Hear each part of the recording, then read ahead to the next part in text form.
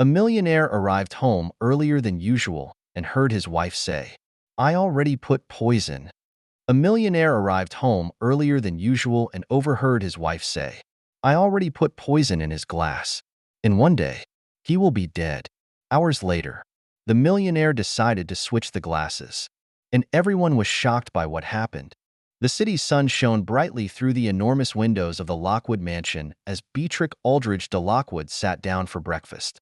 Golden light filtered through the white linen curtains, casting delicate shadows on the finely carved wooden furniture that adorned the adjacent living room. Beatrix, at 75 years old, still maintained an elegant posture, a reflection of her years as one of the great ladies of Mexican society. Her silver hair, arranged in a perfect low bun, complemented the light blue silk ensemble she wore, which had been carefully ironed by the housekeeper. Her hands, marked by time but still graceful, trembled slightly as she lifted the English porcelain cup adorned with golden details and small blue flowers. Beatrix tried to ignore the knot in her stomach that formed every morning as she faced another day in the mansion. Although the house had been hers for over 50 years, it now felt like a minefield of tension and unspoken fears. In the vast kitchen, which looked like it belonged in an architecture magazine, the Italian marble floor gleamed in the sunlight, reflecting the luxury permeating every corner of the house. The black granite counters, polished to a mirror-like finish, showcased the meticulously arranged utensils. The family's antique silverware, neatly organized on a white linen tablecloth, seemed like a relic of better times, when the kitchen had been the vibrant heart of the house. Beatrix sighed, recalling the days when laughter echoed through these walls, and meals were a time of family unity. Now, she preferred to come down earlier, savoring the rare moments of peace before the rest of the house woke up. "Ambrose always says I need to eat better," she thought, staring at the bread and butter left on the porcelain plate. Her appetite was almost non-existent, but she knew Nora, the loyal housekeeper, would be hurt if she left breakfast untouched. The quiet tranquility of the morning was abruptly broken by the sharp sound of high heels clicking against the marble floor, a symphony of control and imposition Beatrix recognized immediately. Sabrina, her daughter-in-law, strode into the kitchen as though walking a catwalk, her presence filling the room with an unsettling mix of glamour and tension. Nearly 6 feet tall, Sabrina was the epitome of modern Mexican beauty. Her perfectly straightened, glossy black hair framed an immaculately made-up face. She wore a tight red dress that seemed more suitable for an evening gala than a family breakfast. Her discreet but undeniably expensive jewelry caught the light, adding an extra touch of elegance to her commanding presence. "Darling, why are you eating alone?"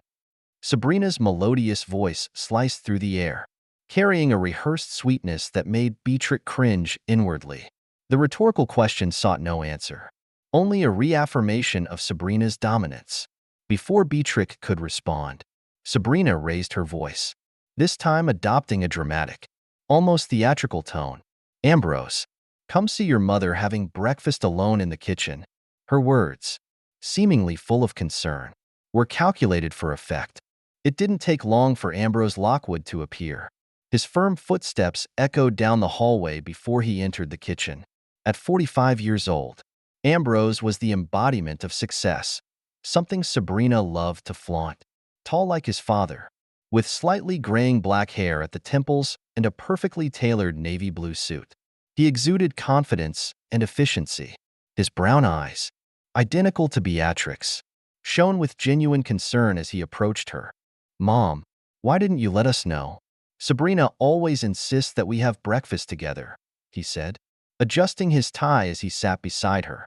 His voice carried a caring tone, but Beatrix knew he was blind to the reality unfolding around him. "I didn't want to bother," Beatrix mumbled, avoiding her son's gaze. Sabrina's watchful, almost predatory, eyes fixed on her made her stomach churn.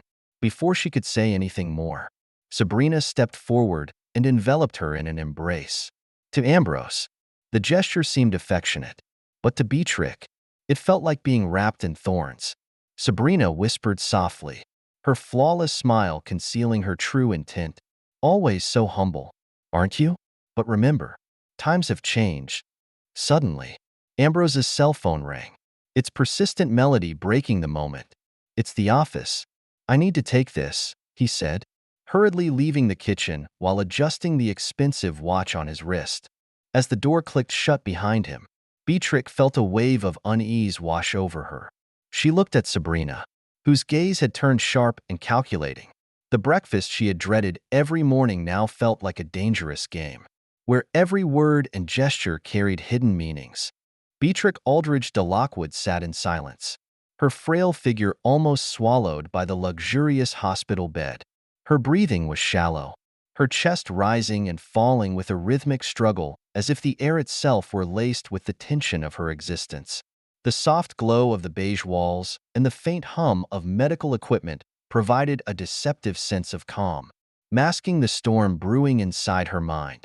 Moments earlier, she had felt the sharp sting of Sabrina's venomous words in the kitchen, words delivered with a calculated cruelty that stripped Beatrix of her last vestiges of dignity.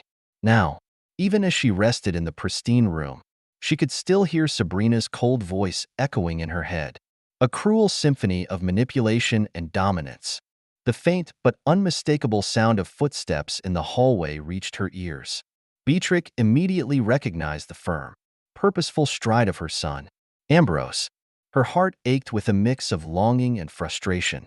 How blind he was to the reality of his wife's tyranny. The door opened, and Ambrose entered, his face a picture of concern. His navy blue suit, tailored to perfection, highlighted his commanding presence, but his eyes betrayed the vulnerability of a son worried for his mother. "Mom, how are you feeling?" he asked, crossing the room in a few long strides and gently taking her hand in his. His warmth, though sincere, did little to soothe the chill left by Sabrina's malice. Before Beatrix could answer, the door swung open again, revealing Sabrina. As always, she looked like she had just stepped out of a glossy magazine. Her black hair was styled flawlessly, cascading down her back, and her cream-colored, body-hugging dress clung to her like a second skin, exuding an air of effortless sophistication. Yet beneath the polished exterior, Beatrix knew, lay a heart as cold as ice. "Oh, Beatrix," Sabrina said, her voice dripping with false sweetness as she glided into the room. "You gave us such a fright. We were so worried about you." Her eyes, however, held none of the concern her words suggested. Beatrix tightened her grip on her son's hand, her trembling fingers conveying the fear she couldn't put into words. Ambrose, oblivious to the tension between the two women, smiled at his wife.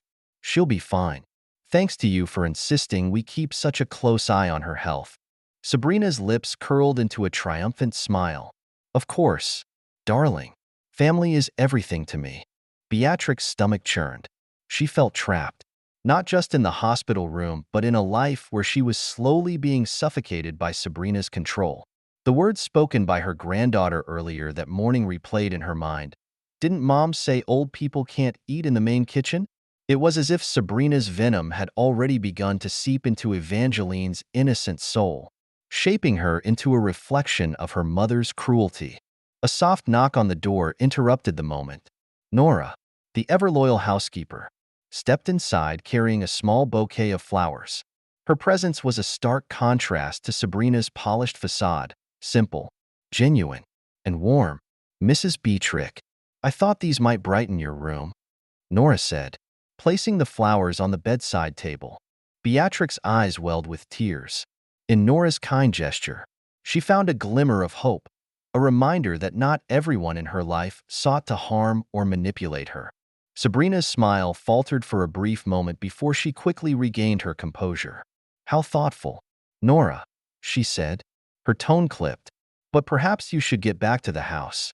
I'm sure there's plenty to do." Nora hesitated, glancing at Beatrix for reassurance. Beatrix gave her a weak smile and a slight nod, silently thanking her for the moment of kindness. As Nora left, Sabrina turned her attention back to Beatrix, her expression softening in a way that only Ambrose would believe.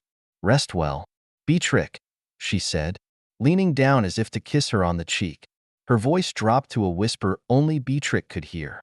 "Remember, you wouldn't want to worry Ambrose again. Next time." It might not just be your blood pressure. Beatrix felt the words like a dagger to her heart. Sabrina straightened, her facade firmly in place, and took Ambrose's arm. "Shall we leave your mother to rest?" she asked, her tone as smooth as silk. Ambrose nodded. "Get some sleep. Mom, we'll check on you later." He bent down to kiss her forehead before leaving with Sabrina. The door closed, and Beatrix was alone again.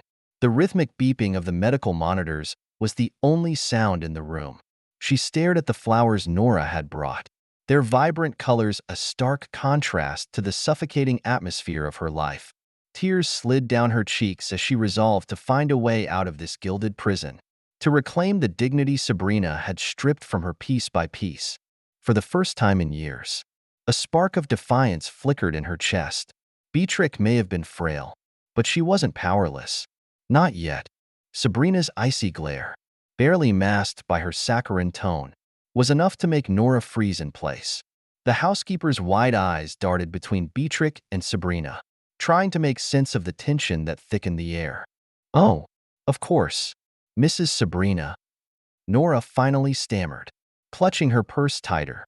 Her voice betrayed the storm of emotions inside her: fear, indignation, and a spark of something that resembled defiance. She turned to leave, her steps hesitant as if torn between obedience and the urge to stay and protect Beatrix. As Nora disappeared down the hallway, Sabrina turned back to Beatrix, her expression unflinching. The door clicked shut, leaving the two women alone once more. Beatrix's frail figure trembled under the weight of Sabrina's towering presence, the younger woman's dark eyes gleaming with satisfaction. "You see," Sabrina hissed, her lips curling into a cruel smirk. "Loyalty can be so easily persuaded. Nora knows her place, and so should you." She straightened, smoothing the hem of her form-fitting dress as if to dismiss the entire encounter. "Remember, mother-in-law, you're not just old, you're irrelevant." Beatrix gripped the edge of the hospital bed, her knuckles white as she fought to suppress the wave of despair that threatened to engulf her. Sabrina's words cut deep, each one a calculated jab meant to strip her of any remaining strength. Yet, deep within the matriarch's chest, a flicker of defiance refused to be extinguished. "I may be old," Beatrix said softly, her voice trembling but determined, "but I am not powerless." Sabrina froze for a moment, caught off guard by the unexpected resistance. Her lips twisted into a mocking smile. "How quaint," she said, leaning in close once more. "But let's not confuse desperation for courage." Before Beatrix could respond, the door creaked open again. This time, it was Ambrose, his tall frame filling the doorway as he entered carrying a tray of coffee and pastries. Nora followed closely behind, her face pale but composed, her eyes carefully avoiding Sabrina's. "Mom, I brought you some tea," Ambrose said cheerfully, oblivious to the suffocating tension that lingered in the room.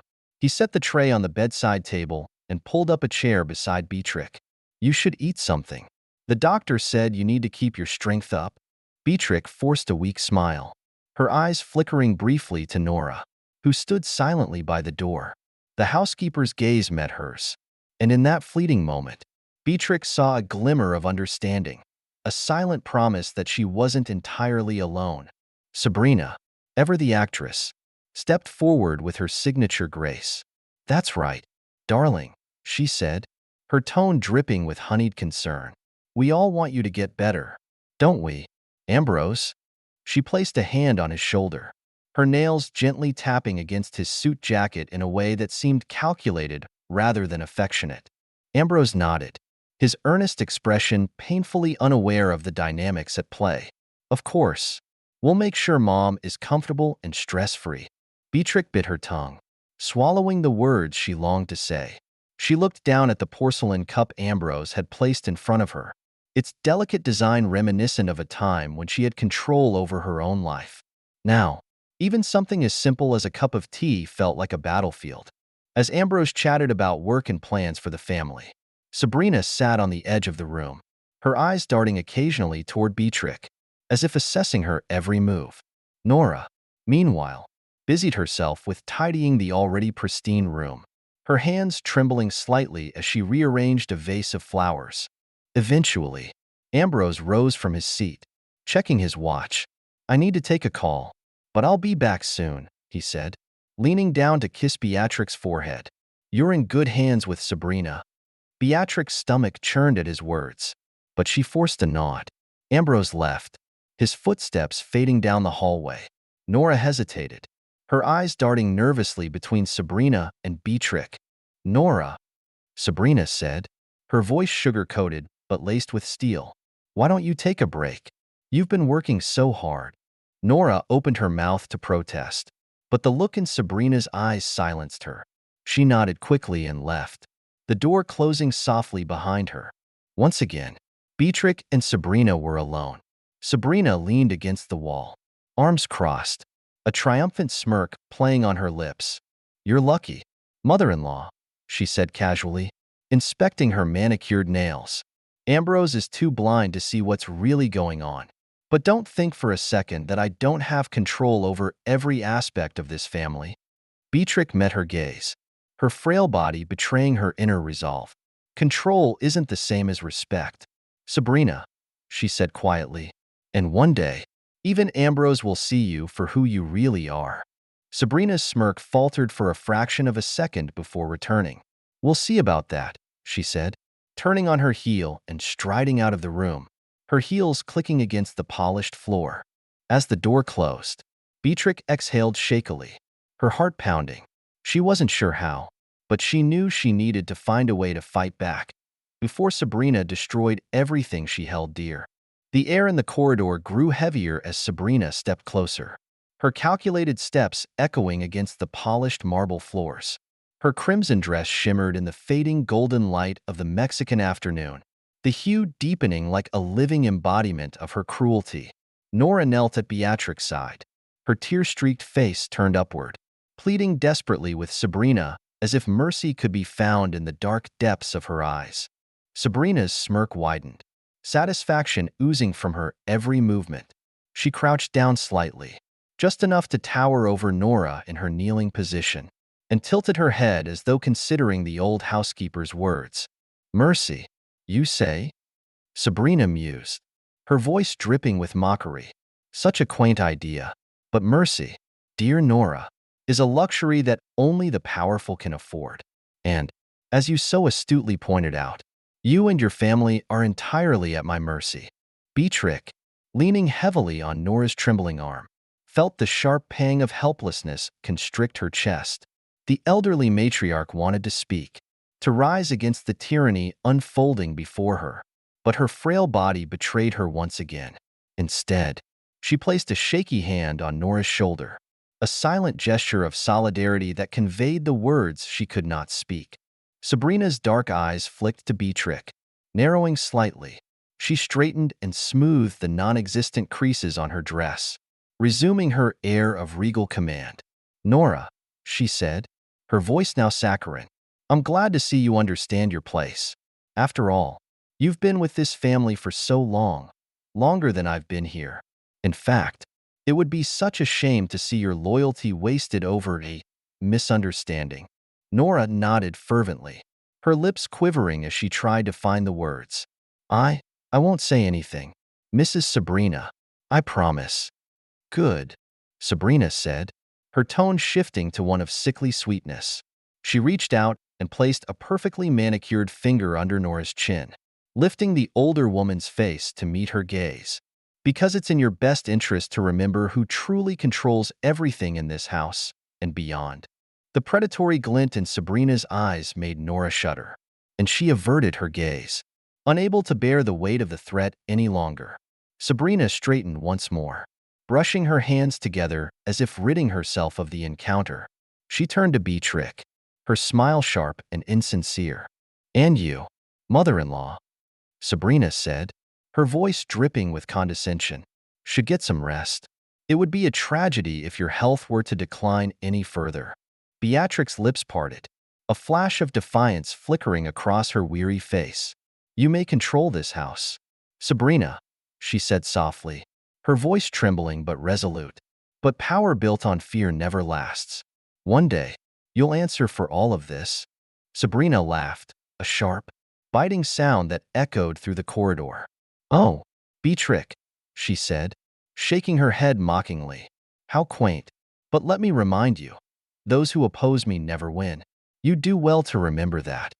Without waiting for a response, Sabrina turned on her heel, her red dress sweeping dramatically behind her as she strode down the corridor. The sharp click of her heels was a rhythmic reminder of her dominion, fading only when she disappeared into the grand expanse of the mansion. Nora remained kneeling, her shoulders slumped and her head bowed, silent tears streaming down her face. Beatrix gently squeezed her shoulder, summoning what little strength she had left. "Come, Nora," she whispered, her voice frail but kind. "Let's get to my room."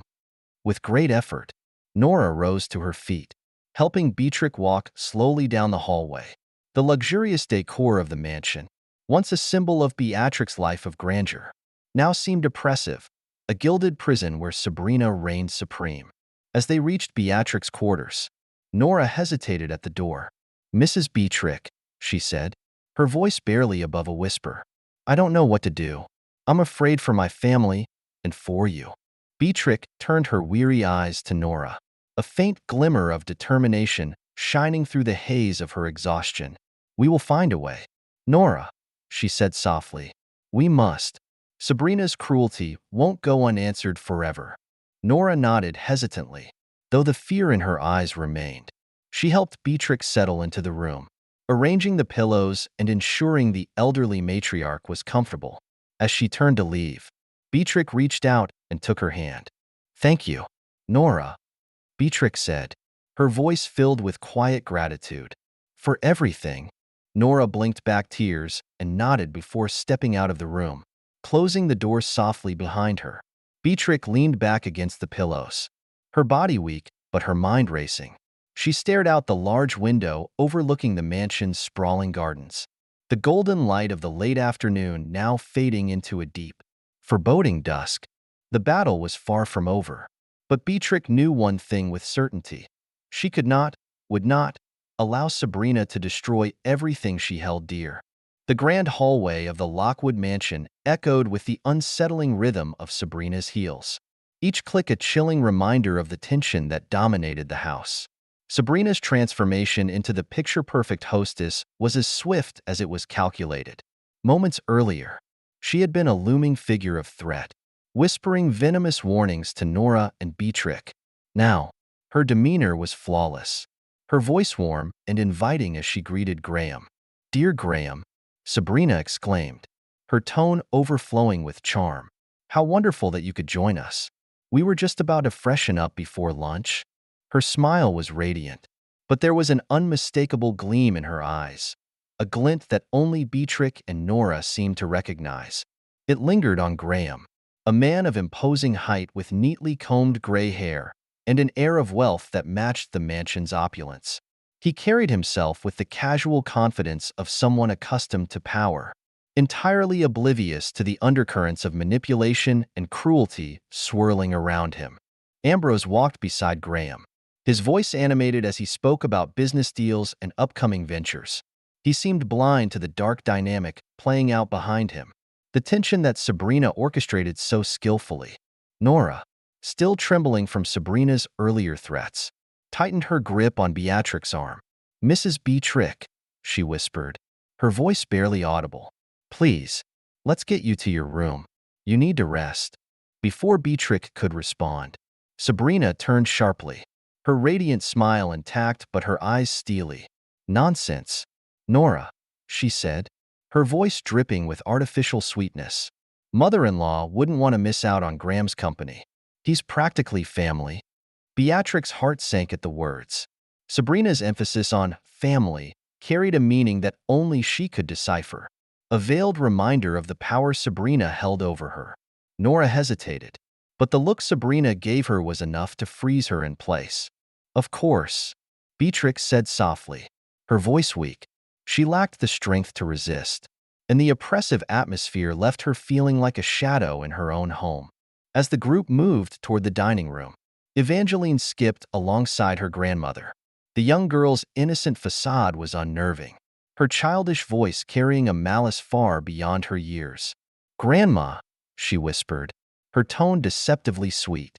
"Mom says if you don't behave during lunch, she'll give you the medicine that makes you sleep all day." Beatrix felt her blood run cold. The weight of Sabrina's influence on the child was crushing. Evangeline's words were a chilling echo of her mother's cruelty, disguised under the pretense of innocence. The matriarch's trembling hand reached out, gripping the edge of the polished wooden railing for stability. Sabrina, ever the performer, led the group into the grand dining room. The space was a testament to the Lockwood family's wealth, with a long mahogany table adorned with fine china, gleaming silverware, and an elaborate floral centerpiece. The late afternoon sunlight streamed through the large windows, casting golden hues on the polished surfaces. To any outsider, it was a scene of elegance and harmony, a perfect family moment. But beneath the surface, the dynamics were anything but harmonious. Sabrina guided Graham to a seat beside her, her hand brushing his arm lightly as she gestured to the chair. The subtle flirtation was not lost on Nora, who noticed the fleeting glance Sabrina gave him, calculated and deliberate. Ambrose, completely unaware, took his place at the head of the table, motioning for Beatrix to sit beside him. "Mom," he said warmly, "Graham's been telling me about some fascinating developments in his company. You should hear about it during lunch." Beatrix forced a smile, her frail hands clutching the edge of the chair as she lowered herself into it. Across the table, Sabrina sat with Evangeline by her side, the child's bright smile masking the venomous words she had whispered moments earlier. The conversation flowed around Beatrix, but she barely heard it. Her mind was consumed by the threats Sabrina had made, the cruel game she played, and the way her influence seeped into every corner of the household, even into the innocence of her granddaughter. Every word spoken by Sabrina felt like a carefully placed dagger, aimed to weaken her resolve. At one point, Graham turned to Beatrix with genuine kindness in his voice. "It's good to see you, Mrs. Beatrix. I've always admired your strength and grace." The words, though well-intentioned, felt hollow to Beatrix. She managed a faint smile, glancing briefly at Sabrina, whose eyes flickered with something she couldn't quite place, annoyance, perhaps, at the attention shifting away from her. "Thank you, Graham," Beatrix replied, her voice soft but steady.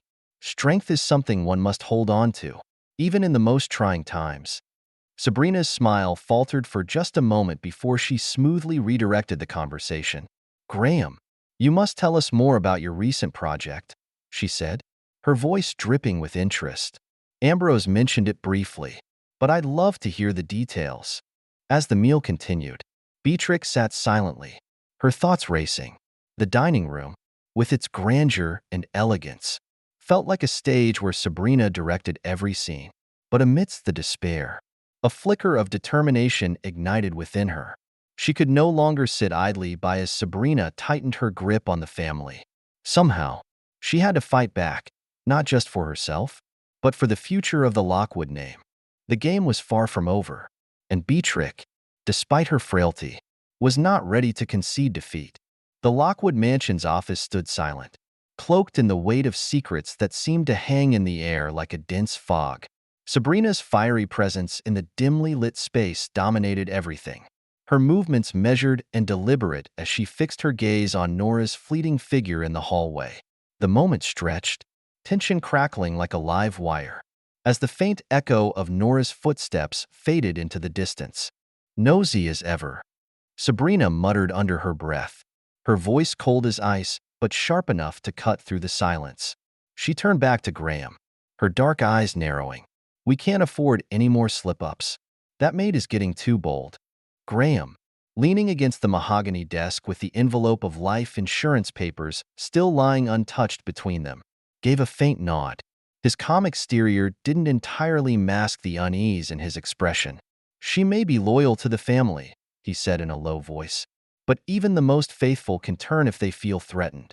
Perhaps it's time to incentivize her silence." Sabrina let out a low, humorless laugh, the sound more chilling than amused. "Incentivize? Oh, Graham, you're too soft. There's no need for such diplomacy." Nora knows what's at stake. If she values her precious family, she'll stay in line. Her voice lowered further, laced with venom. But if she doesn't, I'll remind her just how fragile her position is. The conversation was interrupted as Evangeline, still standing in the doorway, tilted her head curiously. Her innocent demeanor was a stark contrast to the sinister understanding gleaming in her eyes. "Mommy," she said sweetly, "should I go tell Grandma to take her medicine now? You always say she forgets so easily." Sabrina straightened, her lips curling into a smile that didn't quite reach her eyes. She crouched to Evangeline's level, tucking a strand of hair behind her daughter's ear with unnerving tenderness.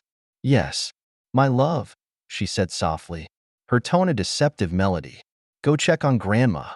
Remind her how important it is for her to stay healthy." Evangeline beamed, as if carrying out a task of the utmost importance, and skipped off down the hall. Sabrina watched her go, pride flickering briefly in her expression before she turned back to Graham. "She's learning quickly," she remarked, her tone a mix of admiration and calculation. "She'll grow up to be as clever as her mother." Graham raised an eyebrow, his lips twitching into a tight smile. "And as ruthless, I imagine." "Ruthless is a necessity in this house," Sabrina replied, crossing her arms, "especially when you're surrounded by people who would love to see you fail." Her gaze flicked toward the door, as if expecting Nora to reappear at any moment. "That includes Beatrick. She's sharper than she lets on. We need to act quickly." Graham tapped the envelope on the desk, his fingers brushing the embossed seal. "The papers are ready, but Ambrose's signature is key. We need to ensure he doesn't question anything." Sabrina nodded, her mind already working through the logistics. "Leave Ambrose to me. He trusts me implicitly. The poor fool. As for Beatrick," she trailed off, her expression hardening, "I'll make sure she stays out of our way." Graham's gaze lingered on her for a moment, his smile fading. "Just be careful," he said quietly. "There's a fine line between control and chaos." Sabrina's laugh was low and dismissive. "Oh, Graham, don't lecture me on control. I've built this house around me, brick by brick. Nothing happens here without my permission." The faint sound of a distant clock chiming broke the moment, marking the passage of time with a sense of foreboding. Sabrina reached for the envelope, her polished nails gliding across its surface as she picked it up with deliberate care. "This is just the beginning," she said, her voice soft but filled with resolve. "By the time we're done, everything in this house will be ours." As she spoke, footsteps echoed faintly in the corridor once more. Sabrina's head snapped toward the door, her eyes narrowing. Nora had returned, her figure barely visible in the late afternoon shadows. This time, her steps were hesitant, her hands clutching a folded cloth, a pretense for her presence near the office. "Nora," Sabrina called out, her voice sharp enough to make the housekeeper flinch. "What are you doing loitering near the office? Shouldn't you be helping Beatrick?" Nora froze, her face pale but composed. "Ah, yes, Mrs. Sabrina," she stammered. "I was just bringing fresh linens for Mrs. Beatrix's room." Sabrina stepped toward her, the envelope still in hand. Her smile returned, but it was razor-sharp, designed to intimidate. "How thoughtful," she said. "But remember, Nora, this house runs smoothly when everyone stays in their lane. Don't you agree?" "Yes, Mrs. Sabrina," Nora replied, lowering her gaze. "Good." Sabrina's tone softened, but the underlying threat remained. "Then see to it." Nora nodded quickly and retreated, disappearing down the hall. Graham watched the exchange with a faint frown, but he said nothing. Sabrina turned back to him, her expression triumphant. "Now," she said, placing the envelope back on the desk, "let's finalize our plans. There's no room for error." As the light outside dimmed into evening, the oppressive air in the office seemed to thicken. The Lockwood mansion, grand and imposing, stood as a silent witness to the schemes unfolding within its walls. Yet amidst the shadows, a flicker of resistance still lingered, hidden, fragile, but not yet extinguished. The air in the office was thick with malice as Sabrina leaned closer to Beatrick, her dark eyes glinting with sadistic satisfaction. Her voice, low and venomous, was a dagger aimed straight at the heart of the elderly matriarch. "You're precious, Ambrose," Sabrina hissed, her breath warm against Beatrix's trembling face. "Is nothing more than a puppet. Every string he moves on, I pull. He doesn't think for himself anymore, not when it comes to me. That kitchen incident? He never doubted it for a second because I told him not to. He trusts me implicitly, and that trust blinds him to everything I do." Beatrix gripped the armrests of her chair, her knuckles white. Her frail body betrayed the storm of emotions coursing through her: fear, anger, and a faint glimmer of defiance. "Ambrose loves me," she whispered, her voice shaking but resolute. "He would never let you harm me." Sabrina laughed, a cruel sound that echoed through the dimly lit room. "Love," she mocked, her lips curling into a disdainful smile. "Love is a weakness, mother-in-law. And Ambrose's love for you is nothing compared to his ambition. He knows I'm the one who keeps his empire afloat. Without me, he's just another businessman floundering in a sea of sharks." She straightened, her gaze sharp as she circled the chair like a predator. "And you," she continued, her tone softening into mock sympathy, "are just a relic of a bygone era, a frail, aging woman clinging to memories of a life that no longer exists. You're an obstacle, Beatrix, one that I'm more than capable of removing." Beatrix's chest tightened as Sabrina's words cut through her. The younger woman's confidence, her ruthlessness, was unshakable, but even as panic clawed at her, Beatrix felt a spark of resistance ignite within her. She would not go quietly. "I won't let you destroy this family," Beatrix said, her voice steadier now, her trembling hands clutching the armrests like a lifeline. "You think you have all the power, but you underestimate me. Sabrina, I've lived through more than you could ever imagine. I won't be silenced." Sabrina's expression darkened, her smile fading. She leaned in once more, her face inches from Beatrix, her voice dropping to a deadly whisper. "You won't let me? Oh, mother-in-law, you don't have a choice. You see, I've already won. The papers are ready. The medicine is prepared. All it takes is one slip, a moment of confusion, and you'll be out of the picture. Permanently." The room fell into a heavy silence, the weight of Sabrina's threat pressing down on Beatrix like a vice. But just as despair threatened to overwhelm her, a faint sound broke the tension, a soft shuffle of footsteps in the hallway.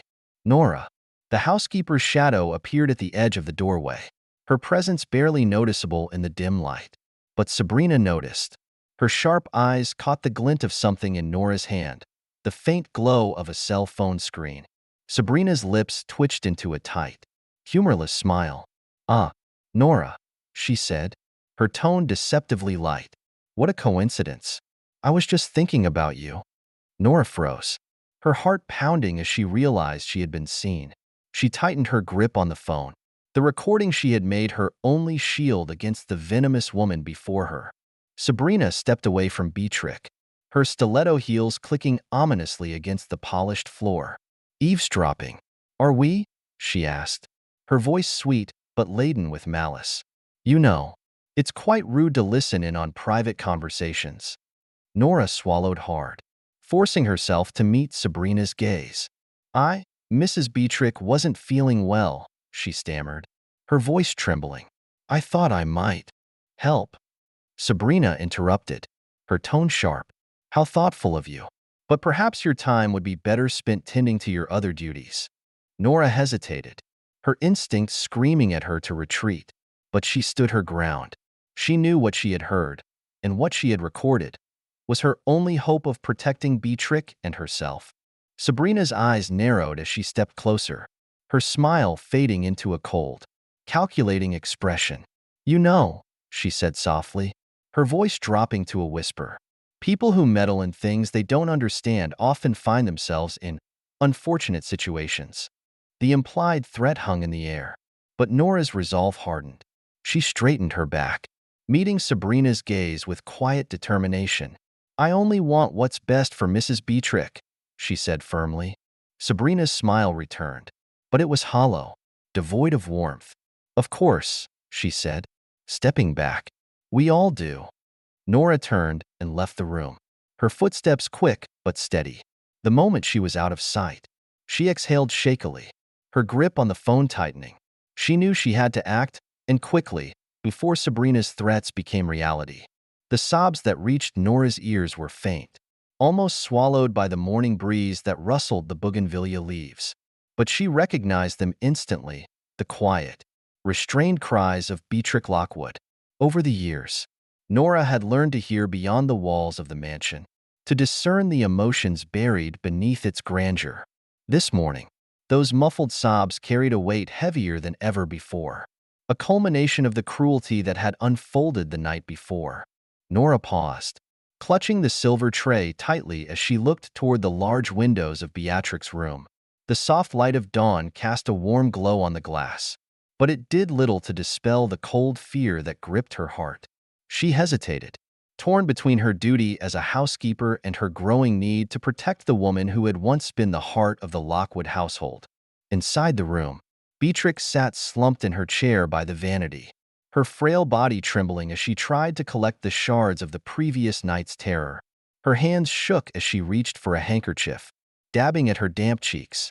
The reflection in the vanity mirror was a haunting image, her own pale face, lined with exhaustion and despair, staring back at her with eyes that no longer recognized themselves. The shattered glass from the water she had dropped was gone, swept away by Sabrina with icy precision before leaving the room the night before. But the fear lingered, as real and sharp as the shards that had been underfoot. A soft knock on the door startled Beatrix, and she quickly wiped at her face, attempting to compose herself. "Come in," she said weakly, her voice barely audible. Nora stepped inside, balancing the breakfast tray with a steadiness that belied the turmoil inside her. Her eyes immediately found Beatrix, and what she saw there made her pause, a mixture of fear, helplessness, and a faint, flickering determination. "Good morning, Mrs. Beatrix," Nora said gently, placing the tray on a side table near the armchair. She hesitated for a moment before kneeling slightly to meet the older woman's gaze. "Are you feeling all right?" Beatrix managed a small, strained smile, as well as can be expected. "Nora, thank you for bringing this." The housekeeper nodded, but her brow furrowed as she noticed the tremble in Beatrix's hands. "Mrs. Beatrix, if there's anything I can do, please tell me. You don't have to go through this alone." Beatrix looked at Nora, her eyes glistening with unshed tears. The offer of help was sincere, but it also carried a risk, one that Beatrix was unwilling to impose on the woman who had already been threatened by Sabrina's venomous schemes. "You've done more than enough, Nora," she said softly, her voice steady despite the storm inside her. "But this is something I must face alone." Nora opened her mouth to protest, but the sound of approaching footsteps down the hallway made her close it quickly. She stood, smoothing the fabric of her uniform as the door creaked open, revealing Sabrina in all her meticulously composed glory. "Good morning, ladies," Sabrina said brightly, her tone saccharine as she stepped inside. Her black hair was perfectly styled, and her tailored emerald dress hugged her figure like armor. Her eyes swept over the room, landing on Nora with a sharpness that belied her cheerful demeanor. "Nora, I believe the garden needs tending. The roses looked rather neglected yesterday."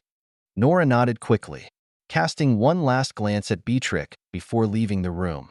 As the door closed behind her, Sabrina's smile faltered, replaced by the cold, predatory expression that Beatrix had come to dread. "How are we feeling this morning, mother-in-law?"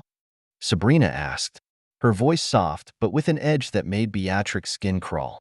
She moved closer, her heels clicking softly against the polished floor. "I trust you had a restful night?"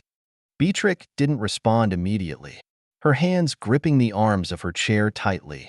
"What do you want, Sabrina?" she asked finally, her voice quiet but firm. Sabrina tilted her head, feigning surprise.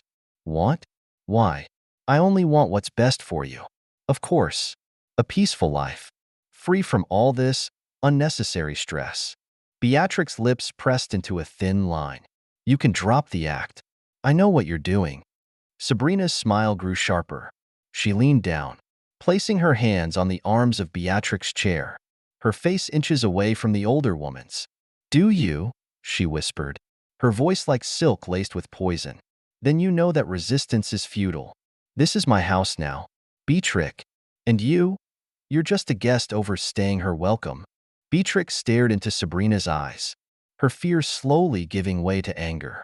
"You may control this house, Sabrina," she said, her voice trembling but resolute.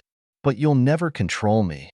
Sabrina's smile faltered for the briefest moment before she straightened, brushing imaginary dust from her dress. "We'll see about that," she said coolly. "Enjoy your breakfast, mother-in-law. You'll need your strength." With that, she turned and left the room, the door clicking shut behind her. Beatrix exhaled shakily, her hands trembling as she reached for the tea on the tray. She knew that Sabrina's threats weren't idle and that she was running out of time to find a way to fight back. But for now, she sipped the tea, letting the warmth calm her nerves as she prepared herself for the battle ahead. Because even in the face of Sabrina's ruthless schemes, Beatrix was determined not to let her win.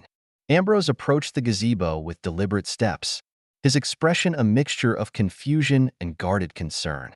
The late morning sun gleamed off his glasses, obscuring his eyes and making it difficult to discern what he was truly thinking. Behind him, the stone path seemed to stretch infinitely, as if reflecting the growing distance between him and the truth unfolding within his family. "Mom," he said softly, his voice carrying a tone of genuine worry. "What's going on here?" Before Beatrix could speak, Sabrina stepped forward with her signature poise, her emerald ensemble shimmering in the sunlight. She placed a gentle hand on Ambrose's arm, her expression carefully crafted into one of deep concern. "Darling," she began, her voice smooth and reassuring, "I'm worried about your mother. This morning, I found her wandering the garden, talking to herself again. I've been trying to handle it quietly, but I think it's time we seek professional help." Beatrix's breath hitched, and she gripped the armrest of the bench tightly. "Ambrose," she said weakly, her voice trembling, "don't listen to her. She's trying to—" "Mom," Ambrose interrupted gently, turning his full attention to her. "You've been under a lot of stress lately. Maybe it's not a bad idea to have someone—" "No," Beatrix exclaimed, her voice breaking with desperation. She tried to stand, but her legs betrayed her, and she faltered. Nora instinctively stepped forward to steady her, but Sabrina's sharp gaze froze her in place. "See what I mean?" Sabrina said, her tone tinged with sadness but carrying an unmistakable undercurrent of triumph. "She can't even stand on her own anymore. And the things she says, Ambrose, it's for her own good." At that moment, Evangeline chimed in, her childlike voice cutting through the tension. "Daddy, Grandma said horrible things about Mommy last night. She was so mean. I heard it." Ambrose glanced at his daughter, his brows furrowing. "What are you talking about, sweetheart?" "She said Mommy wants to send her away because she's old and confused." Evangeline replied with exaggerated innocence.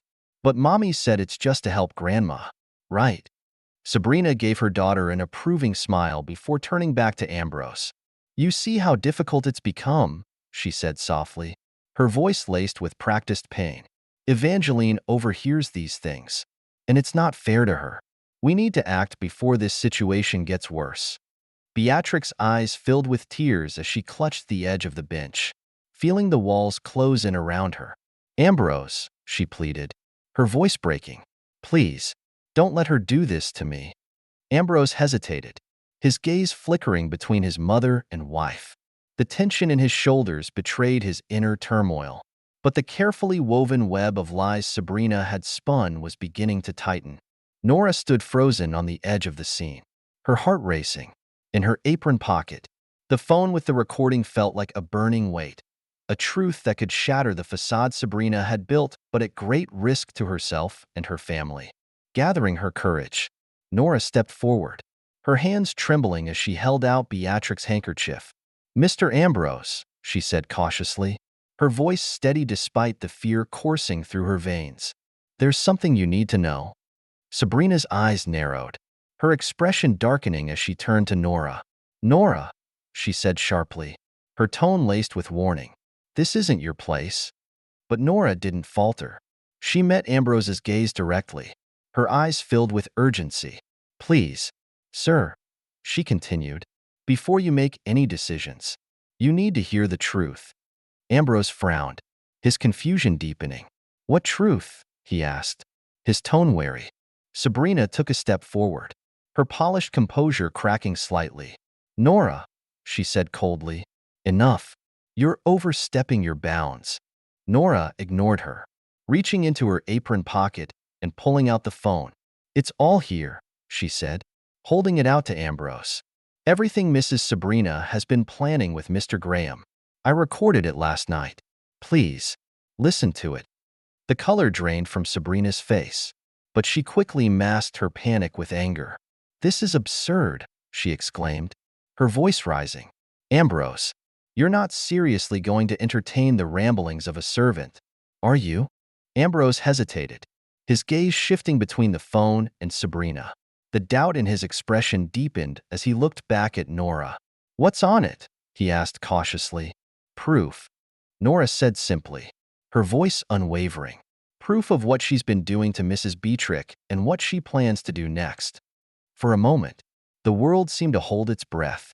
Sabrina's nails dug into her palms, and Beatrick clutched the bench, her heart pounding. Ambrose reached out and took the phone, his expression unreadable as he unlocked it. Sabrina's voice broke the silence. Desperate now. Darling, this is ridiculous. Don't let her manipulate you. But Ambrose had already pressed play. As the recording began to play, the words that spilled from the phone shattered the carefully constructed facade Sabrina had built. The venom in her voice, the calculated threats, the conspiratorial plans with Graham, it was all laid bare. Beatrick watched as Ambrose's face changed, the disbelief in his eyes giving way to anger and betrayal. Sabrina took a step back, her confident demeanor crumbling as she realized her game was up. Is this true? Ambrose demanded, his voice shaking with rage as he turned to Sabrina. Ambrose, I can explain, she began, but he cut her off. Enough, he said coldly, his voice like steel. I don't need any more lies. For the first time in years, Beatrick felt a glimmer of hope. The battle wasn't over, but the tide had finally begun to turn. The sound of tiny footsteps echoed faintly down the hall, breaking the sinister atmosphere that had enveloped Sabrina and Graham. Both of them stiffened, their sharp instincts for self-preservation immediately kicking in. Sabrina's calculated smile froze on her lips, while Graham's fingers paused mid-swish of his cognac. Evangeline appeared in the doorway, her school uniform pristine and her dark eyes glinting with a knowing curiosity. Mommy, she said sweetly, tilting her head like a doll. Why are you talking so quietly? Are you planning something fun? Sabrina's mask returned instantly. Her expression softened, and she opened her arms toward her daughter with a warm, maternal smile that would have seemed genuine to anyone else. Of course, darling, she cooed. Mommy and Uncle Graham are just discussing a surprise for Daddy. Would you like to help? Evangeline's face lit up with excitement, but her gaze betrayed a deeper understanding. A surprise? Like the one we talked about for Grandma? She asked innocently, her words carrying an edge that made Graham shift uncomfortably in his seat. Sabrina's eyes flickered with annoyance for the briefest moment before she laughed lightly. Something like that. My love, she said, rising gracefully from the sofa and walking toward her daughter. But why don't you go and play in the garden for now? Mommy will call you when it's time to help. The child hesitated, her eyes darting between her mother and Graham. Okay, Mommy, she said finally, her voice laced with a sweetness that felt rehearsed. With a little skip, she turned and disappeared back down the hall, her footsteps growing fainter. Sabrina watched her go, her smile fading as soon as her daughter was out of sight. She turned back to Graham, her features hardening. That girl is cleverer than she should be, she muttered, her tone low and sharp. Graham smirked, swirling the amber liquid in his glass. She's a reflection of her mother, he said, his voice tinged with amusement. Clever, ambitious, and just a little terrifying. Sabrina ignored the jab, her mind already refocusing on their plan. We can't afford any slip-ups, she said, resuming her seat. Nora has become a liability. And Beatrix, well, she's already teetering on the edge. It's time to push her over. Graham nodded slowly, his smile fading. And Ambrose, he asked. He's distracted now, but you know he's not stupid. If he starts piecing things together, he won't. Sabrina interjected sharply. Not until it's too late. Ambrose trusts me completely. By the time he realizes what's happening, it'll all be over. Graham raised an eyebrow, his hesitation evident. Let's hope you're right, he said, because if you're wrong, the consequences will be unpleasant. Sabrina's eyes narrowed, her confidence unwavering. I'm never wrong, she said coldly. Now, let's finish this. The clock on the wall ticked steadily, its rhythmic sound underscoring the tension in the room. Outside, the mansion's opulent facade glimmered under the afternoon sun, masking the darkness within its walls. Sabrina and Graham resumed their whispered conversation, their words weaving a web of lies and deceit that grew tighter with each passing moment. But unseen by them, Nora stood just outside the slightly ajar door, her breath caught in her throat. She clutched the tray of linens she had been carrying, her hands trembling. Her ears burned with the weight of the conversation she had just overheard. Her mind raced. The recording she had on her phone was damning, but now she realized just how deep the conspiracy went. It wasn't just Beatrix's safety at stake, it was Ambrose's life, too. As Nora turned to retreat quietly, her foot brushed against the edge of a loose floorboard. The faint creak was almost imperceptible, but Sabrina's sharp senses picked it up instantly. She froze mid-sentence, her head snapping toward the door. Did you hear that? Sabrina whispered, her voice sharp with suspicion. Graham frowned, setting down his glass. Hear what? Sabrina rose from her seat, her heels clicking softly against the marble as she moved toward the door.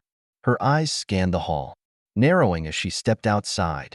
Nora had already slipped into the shadows, pressing herself against the wall and holding her breath. Sabrina's gaze lingered on the empty corridor for a moment before she shook her head and turned back into the room. Probably nothing, she said dismissively, though her tone suggested otherwise. Nora exhaled silently, her heart pounding. She clutched the phone in her apron pocket, knowing it was now more crucial than ever to act. She needed to find Ambrose, and she needed to do it fast. Time was running out, and the fate of the Lockwood family hung in the balance. Ambrose sat in the dimly lit study, the soft glow of the antique lamp illuminating his trembling hands as he sifted through the contents of his desk. The words spoken by his daughter replayed in his mind like a haunting refrain. After Daddy goes to heaven, they were innocent in tone yet brimming with malice, a cruel echo of Sabrina's influence. His breathing was shallow, each exhalation sharp and uneven, as he struggled to reconcile the reality he had just uncovered. The study, usually his sanctuary, felt suffocating tonight. The rich mahogany shelves, once symbols of his accomplishments, now seemed to bear down on him like silent witnesses to his ignorance. The ticking of the wall clock was deafening, each second dragging him closer to a decision he didn't feel prepared to make. Ambrose leaned back in his chair, his fingers tightening into fists. He had spent 2 decades trusting Sabrina, building a life together, raising their daughter, and confiding in Graham. To realize that both had woven a web of deceit around him was almost unbearable. Yet the truth was now unavoidable. His thoughts were interrupted by the faint sound of footsteps in the hallway. His body tensed, and his gaze shot toward the study door, which remained slightly ajar. The footsteps stopped just outside, and for a moment, all he could hear was the rhythmic ticking of the clock. Ambrose, Sabrina's voice called out, soft and melodic. It carried the same calculated sweetness that had lulled him into complacency for years, but now it sent a chill down his spine. He quickly slid the open drawer shut and grabbed a random ledger. Feigning focus. "I'm in here," he replied, his voice steady despite the turmoil within. Sabrina entered gracefully, her emerald green dress shimmering faintly in the lamplight. Her dark hair was impeccably styled, and her smile was the same one that had always disarmed him. "You've been in here all evening," she said, approaching him with measured steps. Is everything all right? Ambrose glanced up, forcing a small smile. Just catching up on some work, he said, his tone neutral. Sabrina tilted her head slightly, her gaze sharp but veiled by a facade of concern.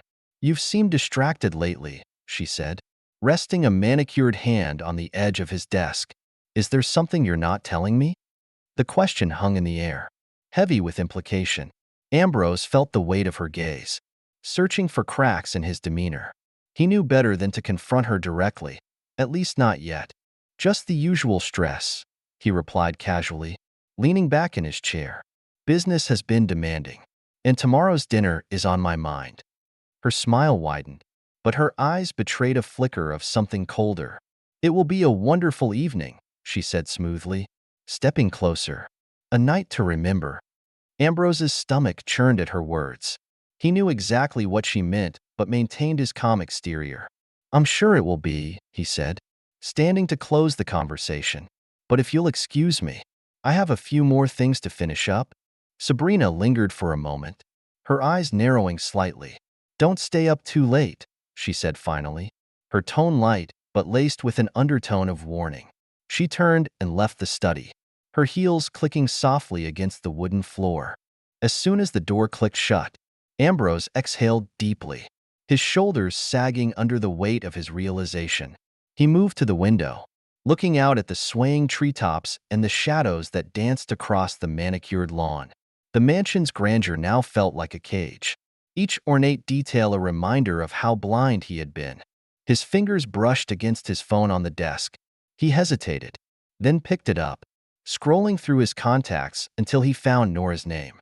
He had always regarded her as a loyal housekeeper, but now he remembered her subtle warnings, the way her eyes had silently pleaded with him to see the truth. Ambrose sent a brief message, "We need to talk." Privately, he placed the phone back on the desk and sat down, his mind racing.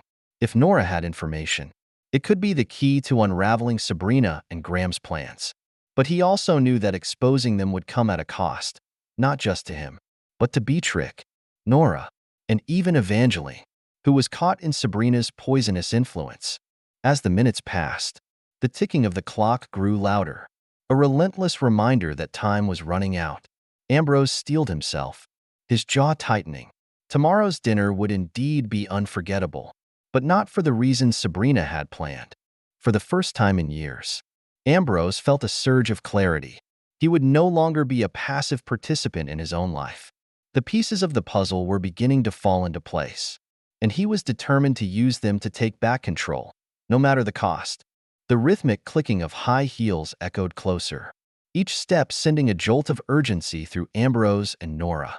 The atmosphere in the study was thick with tension, the clock ticking like a countdown to disaster. Ambrose quickly stood, signaling to Nora to stay calm, though his heart pounded erratically. The door handle turned slowly, and the door creaked open. Sabrina stepped into the room, her emerald green dress catching the low light from the antique lamp. Her expression was a mixture of curiosity and thinly veiled suspicion. "Ambrose," she said smoothly, her tone carrying a hint of playful reproach. "You've been hiding away all night. Don't tell me work has you this distracted." Ambrose forced a smile, carefully positioning himself between Sabrina and the desk drawer where he had stashed the incriminating documents. "Just catching up on a few things," he said casually, though his voice betrayed a faint edge of tension. "What brings you here?" Sabrina's eyes flickered to Nora, who stood stiffly by the window, her hands clutching her apron as if it were the only thing anchoring her. "Nora," Sabrina said, her tone sweet but laced with an undertone of dominance. "Shouldn't you be attending to your duties? Or is there something urgent you needed to discuss with my husband?" Nora hesitated, glancing nervously at Ambrose. Her lips parted, but no words came out. Ambrose stepped in, his voice steady but firm. "She was just letting me know that the garden staff will need some supplies ordered tomorrow," he said, waving dismissively. "Nothing that can't wait." Sabrina's gaze lingered on Nora for a moment longer, her eyes narrowing slightly. "I see," she said finally, her smile returning. "Well, don't let me interrupt." She turned her attention back to Ambrose. taking a step closer. I wanted to remind you about tomorrow night's dinner. It's going to be quite special, and I'd hate for you to overwork yourself beforehand. Ambrose nodded, his stomach twisting at the double meaning behind her words. I'll be ready, he replied evenly. Satisfied, Sabrina cast one last glance at Nora before gliding out of the room, her heels clicking with every step. The sound gradually faded as she disappeared down the hallway. Ambrose let out a breath he hadn't realized he'd been holding. Turning to Nora, he spoke in a hushed but urgent tone. We don't have much time. Tomorrow, during the dinner, everything needs to come to light.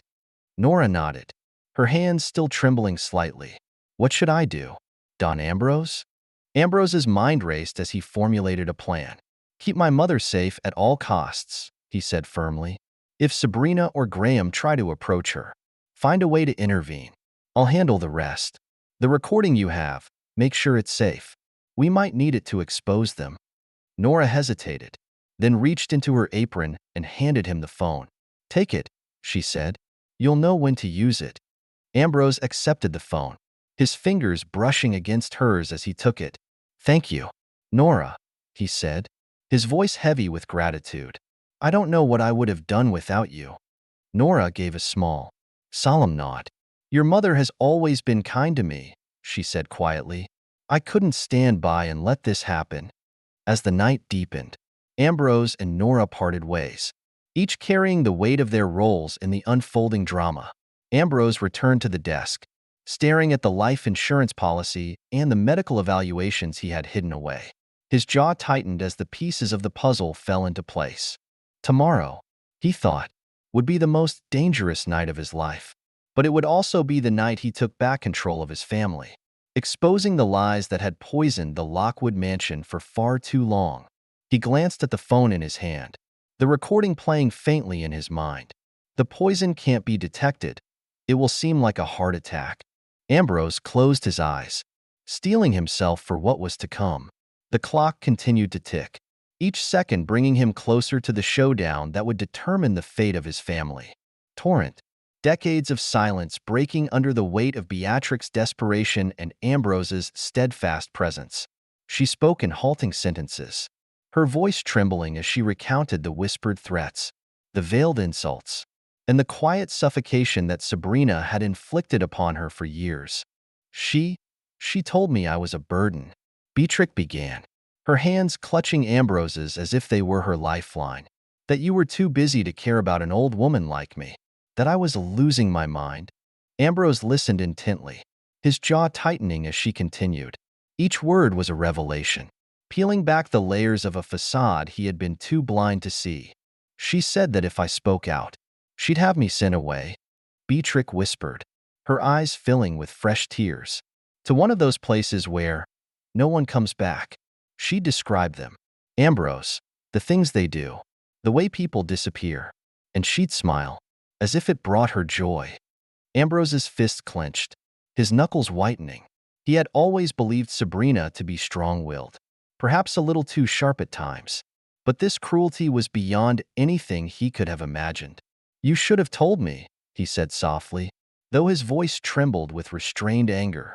Mom, I could have helped. Beatrix shook her head, her frail body trembling with the weight of her emotions. She made me doubt myself, she said, her voice breaking. She was so convincing. Ambrose, every time I forgot something, every time I misplaced my glasses or a book, she twisted into proof that I was losing my mind. I started to believe her. Ambrose swallowed hard, his emotions swirling in a maelstrom of guilt, anger, and sorrow. He reached up and wiped a tear from his mother's cheek, his touch gentle.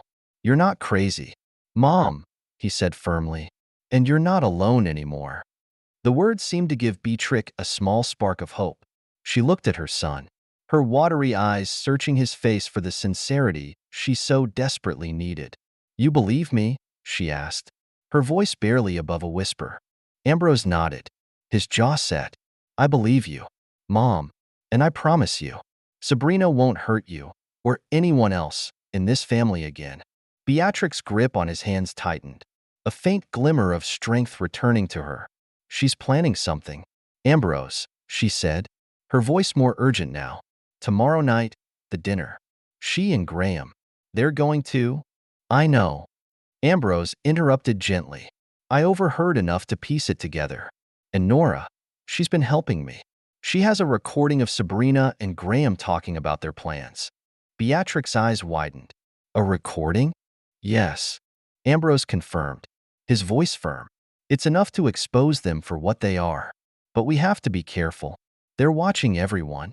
Beatrix nodded slowly, her trembling easing slightly. For the first time in months, perhaps years, she felt a sliver of safety, a flicker of hope that her son would stand by her side against the darkness that had consumed their home. We'll get through this, Mom, Ambrose said, his voice steady and reassuring. Together. The moment was broken by the faint sound of footsteps in the hallway. Ambrose's head snapped up, his senses heightened. He rose quickly, his movements fluid and deliberate. Stay here, he whispered to Beatrix, his tone protective. I'll handle this. Beatrix watched him go, her heart heavy yet buoyed by his newfound resolve. As Ambrose stepped into the hallway, the faint glow of the library's light casting his shadow long behind him, he felt the weight of responsibility settle on his shoulders. The battle ahead would not be easy, but he was ready. The Lockwood mansion, with all its grandeur and secrets, would no longer be Sabrina's domain of unchecked power.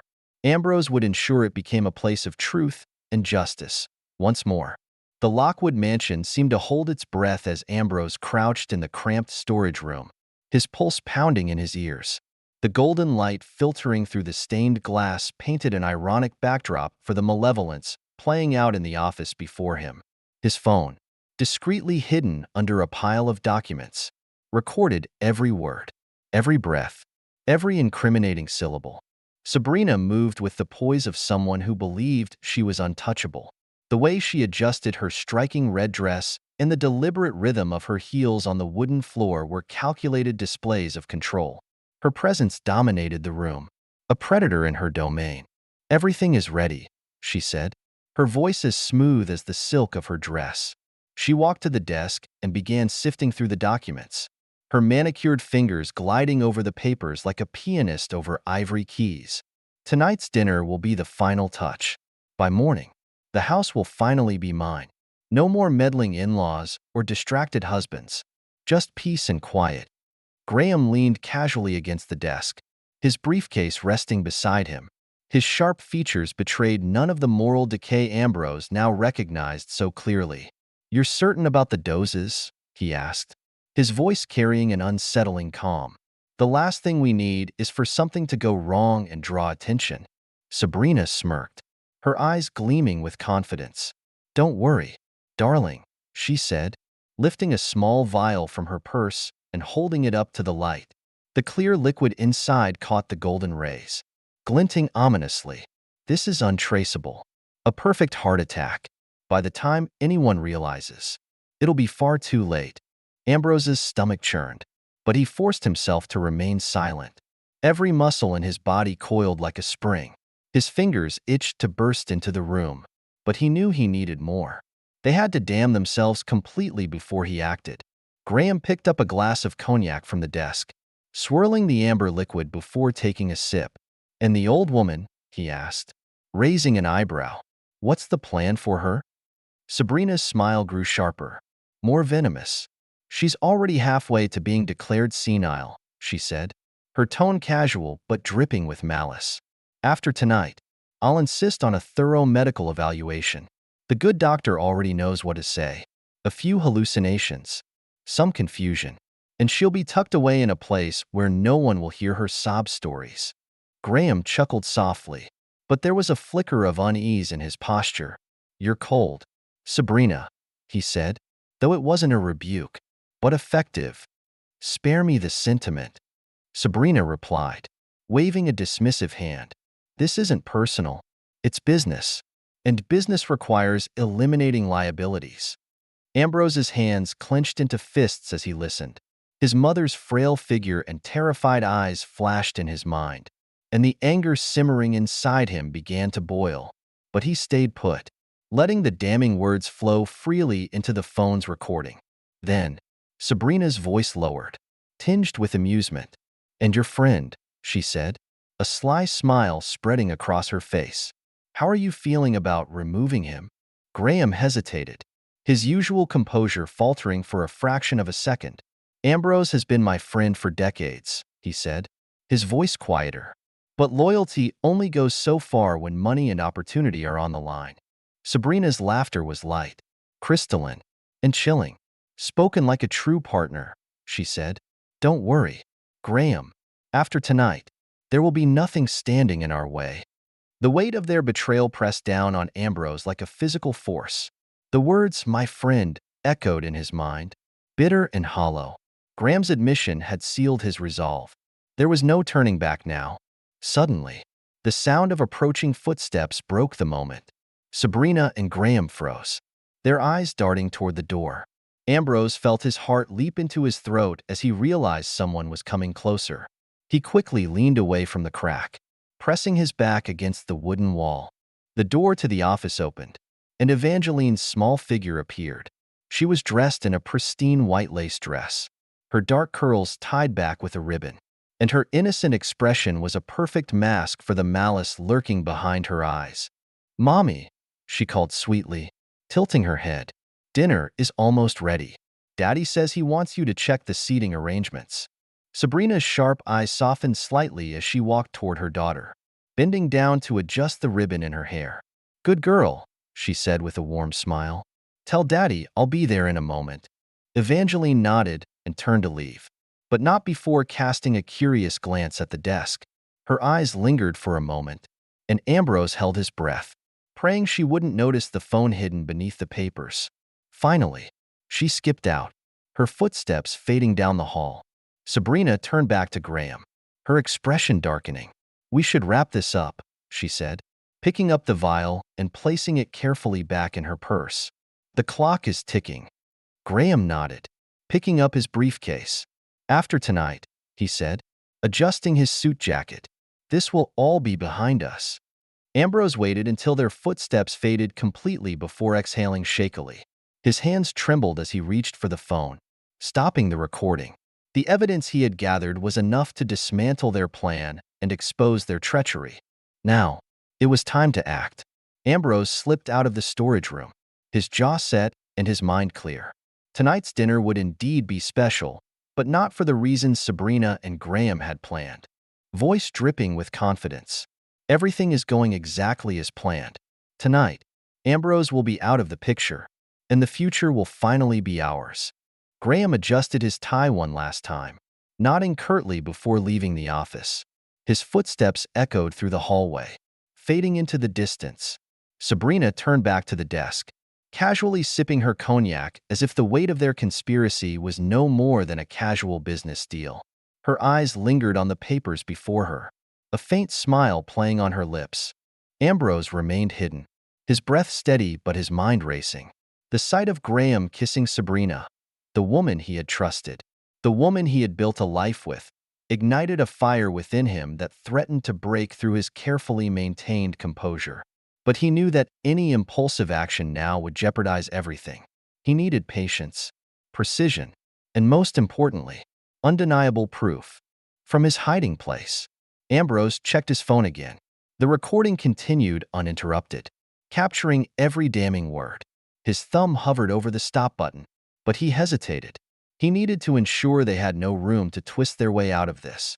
Sabrina's arrogance would be her downfall. Sabrina's voice cut through his thoughts.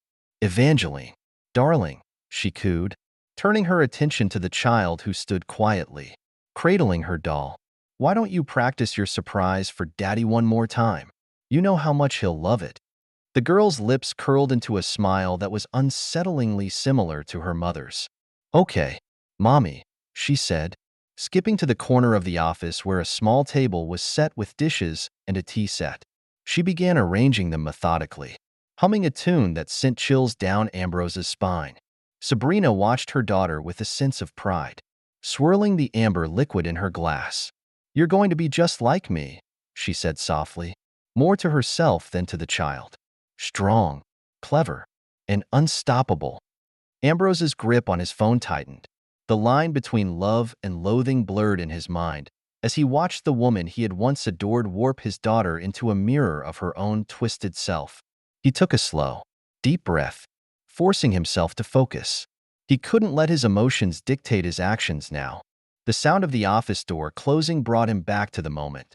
Sabrina had stepped out briefly, perhaps to check on the dinner preparations or ensure Graham's tasks were proceeding smoothly.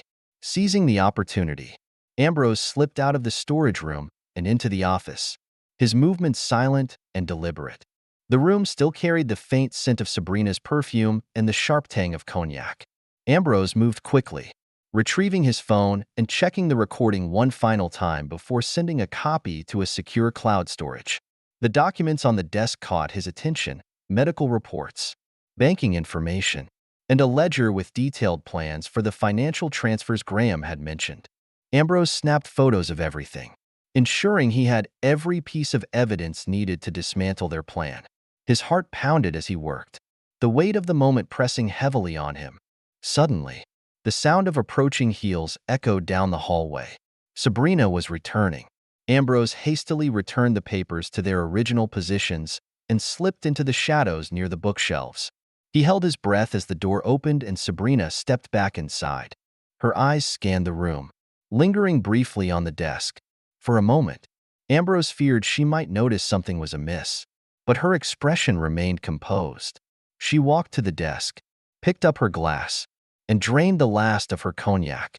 "Tonight," she murmured to herself, her voice low but filled with resolve.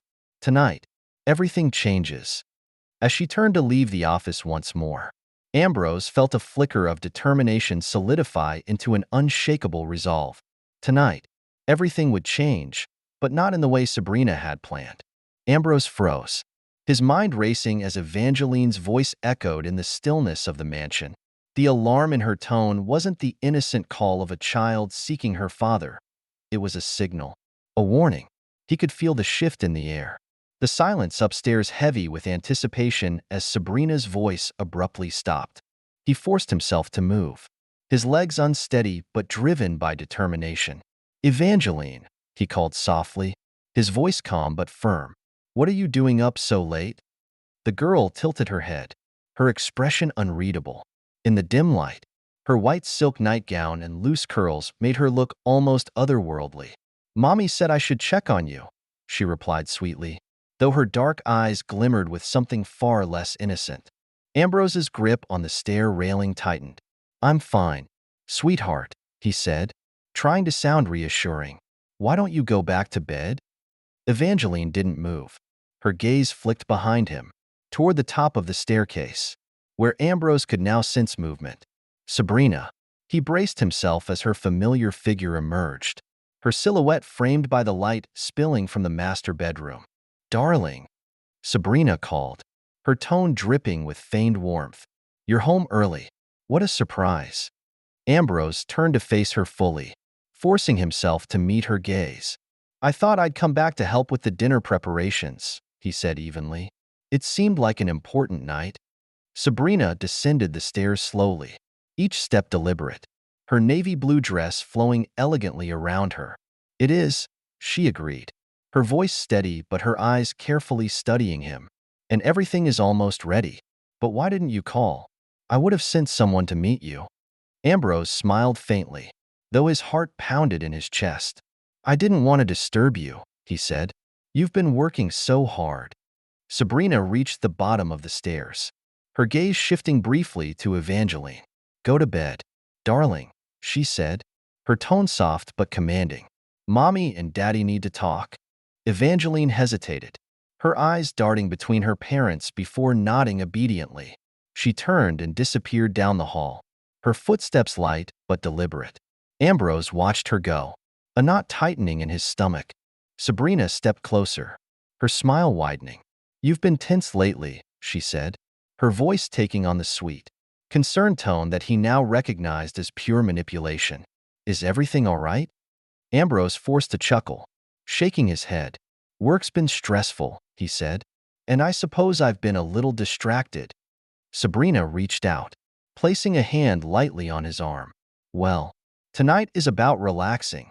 she said smoothly. Let's focus on enjoying the evening. The touch of her hand felt like ice, and Ambrose fought the urge to pull away. Of course, he said, his voice steady. But first, I'd like to talk with you, privately. Sabrina's eyes narrowed slightly, though her smile remained. Privately, she echoed. What about? Ambrose gestured toward the office, his heart pounding but his resolve unshaken. Just a few things I've been thinking about, he said. It won't take long. For a moment, Sabrina hesitated, her calculating mind clearly working to assess the situation. But she nodded, the smile on her lips not quite reaching her eyes. All right, she said. Let's talk. Ambrose led her to the office, his mind racing with possibilities. He needed to maintain the facade for just a little longer, long enough to expose her for what she truly was. As they entered the room, he closed the door behind them, the weight of the confrontation pressing heavily on his shoulders. Sabrina moved to the desk, casually pouring herself a glass of cognac. So, she said, turning to face him with her usual grace. What's on your mind? Ambrose hesitated for a fraction of a second before stepping closer. I've been thinking about us, he said, his voice calm but deliberate. Our family. The future. Sabrina sipped her drink, her gaze sharp and unreadable. And I've realized something. Ambrose continued, his tone hardening. You're not who I thought you were. The room fell silent, Sabrina's smile faltering for just a moment. What are you talking about? She asked, her voice cool but laced with a hint of unease. Ambrose reached into his pocket and pulled out his phone, holding it up for her to see. This, he said simply. Sabrina's eyes widened slightly, the calculated mask she wore beginning to crack. What is that? She asked, though her voice was steadier than he expected. Ambrose unlocked the phone, his fingers steady despite the storm raging inside him. He tapped the screen, and the room filled with her voice, cold and venomous. I've already put the poison in his glass. In a day, he'll be dead. The doctor assured me it will look like a heart attack. Sabrina's breath hitched, and for the first time, Ambrose saw true fear in her eyes. Ambrose, she began, her voice softening, almost pleading. You don't understand. I understand perfectly, he interrupted, his voice firm and unyielding. You plan to kill me, to destroy my mother, to take everything I've worked for and twist it into your own sick vision of the future. Sabrina stepped closer, her hand outstretched. It's not what you think, she said quickly. I can explain. Ambrose held up his hand, stopping her in her tracks. Don't, he said coldly. Save it for the police. The color drained from Sabrina's face as the weight of his words settled over her. For the first time in years, Ambrose felt a sense of power, of clarity, as he stared down the woman who had betrayed him so completely. The game was over, and Ambrose had won. Ambrose took his seat at the head of the opulently adorned dining table, his every movement deliberate as he absorbed the weight of the scene around him. The grandeur of the Lockwood dining room was a sharp contrast to the poisonous undertones of the evening. Each polished silver utensil and carefully arranged rose felt like part of a stage set, with each member of his family cast in a role they didn't fully understand, or perhaps understood all too well. Sabrina, seated at his right, radiated a serene elegance that masked her true intentions.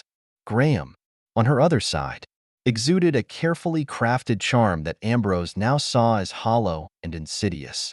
Beatrix sat farther down the table, her frail hands clasped tightly on her lap, her expression a mixture of fear and quiet dignity. Nora hovered discreetly behind her, her presence a silent act of defiance against the forces threatening to destroy the family. And Evangeline, dressed like a miniature debutante, sat opposite Ambrose, her dark eyes glinting with a disturbing precocity, her innocent demeanor, Ambrose realized with a pang of sadness, had been meticulously corrupted by her mother's influence. Ambrose, Graham said, lifting his glass in a toast, to family, to success, and to enduring friendships. Tonight is a celebration of everything we've built together. Ambrose raised his glass, his expression unreadable. To family, he echoed, his voice steady but laden with unspoken meaning. He let his gaze linger on Graham and Sabrina, watching as they exchanged a subtle glance over the rim of their glasses. The dinner proceeded in tense silence, each course arriving with the precision of a symphony. Nora moved quietly between the table and the kitchen, her eyes darting toward Ambrose with each trip, as if silently asking when he would act. Beatrix ate sparingly, her trembling hands struggling with the silver utensils, while Sabrina continued to play the perfect hostess, her every movement calculated to maintain the illusion of control. As dessert was served, a decadent chocolate mousse paired with a rich red wine, Sabrina reached for the gilded goblet in front of Ambrose. Her long fingers adjusted it slightly, ensuring it was perfectly aligned with his plate. "You've always had such good taste," she said with a warm smile, her tone laced with a double meaning that only Ambrose could discern. "This goblet has always suited you." Ambrose's stomach churned as he stared at the ornate glass, the weight of Sabrina's betrayal pressing heavily on him. He glanced at Nora, who stood near the corner of the room, her hands clasped tightly in front of her apron. Their eyes met for a brief moment, and Ambrose gave her the slightest nod. He lifted the goblet, turning it slowly in his hand as if admiring its craftsmanship. The candlelight reflected off its gold details, casting shimmering patterns on the tablecloth. Sabrina watched him closely, her expression serene but her eyes filled with anticipation. Ambrose took a slow breath, then set the goblet back down deliberately. "Sabrina," he said, his voice calm but cutting through the tension in the room like a blade. "Do you remember the first time you gave me this goblet?" Sabrina's smile faltered for a fraction of a second before she recovered. "Of course," she replied smoothly. "It was your birthday, wasn't it? Such a special day." "Yes," Ambrose said, his tone neutral. "It was. And it's always been a reminder of how much we've shared over the years." Sabrina's eyes narrowed slightly, but she maintained her smile. "That's exactly what tonight is about, isn't it? Celebrating what we've built together." Ambrose leaned back in his chair, his gaze sweeping across the table. "Funny," he said softly, "how sometimes the things we cherish the most can also be the things that destroy us." The room fell silent. Sabrina's composure wavered as she studied Ambrose, a flicker of unease crossing her face. Graham shifted in his seat, his confidence cracking under the weight of the moment. "What are you talking about, Ambrose?" Sabrina asked, her voice tight but still controlled. Ambrose reached into his pocket and pulled out his phone, setting it on the table. "Let me show you," he said, his voice steady. He pressed play, and the room filled with the sound of Sabrina's voice, cold and calculated. "I've already put the poison in his glass. In a day, he'll be dead. The doctor assured me it will look like a heart attack." Sabrina's face drained of color as the recording continued, her carefully constructed facade crumbling with each damning word. Graham froze, his glass halfway to his lips, his eyes wide with shock. Beatrix gasped softly, her frail hands covering her mouth as the reality of the situation sank in. Nora stood motionless, her expression a mixture of relief and fear as she watched the truth finally come to light. When the recording ended, the silence in the room was deafening. Sabrina's hands trembled as she reached for her goblet, her composure shattered. "Ambrose," she began, her voice shaking, "this isn't what it sounds like." "Enough," Ambrose said sharply, his voice ringing with authority. He rose from his seat, towering over the table. "I've heard enough lies. The police are already on their way. It's over." "Sabrina." Sabrina's eyes darted toward Graham, who sat paralyzed, his usual composure nowhere to be found. Evangeline, sensing the shift in power, shrank back in her seat, her confident demeanor finally giving way to the fear of a child caught in a web of deceit. Ambrose turned to Nora. "Take my mother upstairs," he said gently. "Make sure she's safe." Nora nodded quickly, moving to Beatrix's side and helping her to her feet. Beatrix's eyes met her son's, and for the first time in years, they were filled with gratitude and pride. As Nora and Beatrix left the room, the sound of sirens pierced the heavy silence, growing louder with each passing second. Sabrina and Graham remained seated, their plans unraveling before their eyes. Ambrose stood tall, his voice calm but resolute as he delivered the final words that sealed their fate. "This family will not be destroyed by you." Paused, letting his words hang in the suffocating silence of the dining room. All eyes were on him, Sabrina gasping for breath as her body betrayed her, Graham frozen in place, his face a mask of disbelief and panic, and Evangeline clutching her mother's arm, her childlike facade finally cracked by real fear. Ambrose set his glass down carefully, the faint clink of crystal against marble echoing like a final nail in Sabrina's carefully constructed coffin. He stepped closer to his wife, his movements slow and deliberate, as if savoring the moment he had waited for. "You always underestimated me, Sabrina," he said, his voice calm but cutting. "You thought I was blind, that I couldn't see the venom behind your smiles, the lies beneath your words. But I've been watching, listening." Sabrina's legs gave out, and she collapsed into Graham's arms, her breath coming in shallow gasps. "Graham," she managed to choke out, her voice barely audible. "Help me." Graham looked down at her, his hands trembling as he gripped her shoulders. His eyes darted to Ambrose, then to the shattered goblet on the floor, realization dawning too late. "Ambrose," he stammered, this is a misunderstanding. You don't know what you're doing." Ambrose's lips curled into a bitter smile. "Oh, I know exactly what I'm doing," he replied, his voice hard as steel. "I know about the poison. I know about the life insurance. I know about the plans you and Sabrina so carefully crafted while pretending to be my friend." He leaned in slightly, his eyes boring into Graham's. "And now, you'll both know what it feels like to lose control."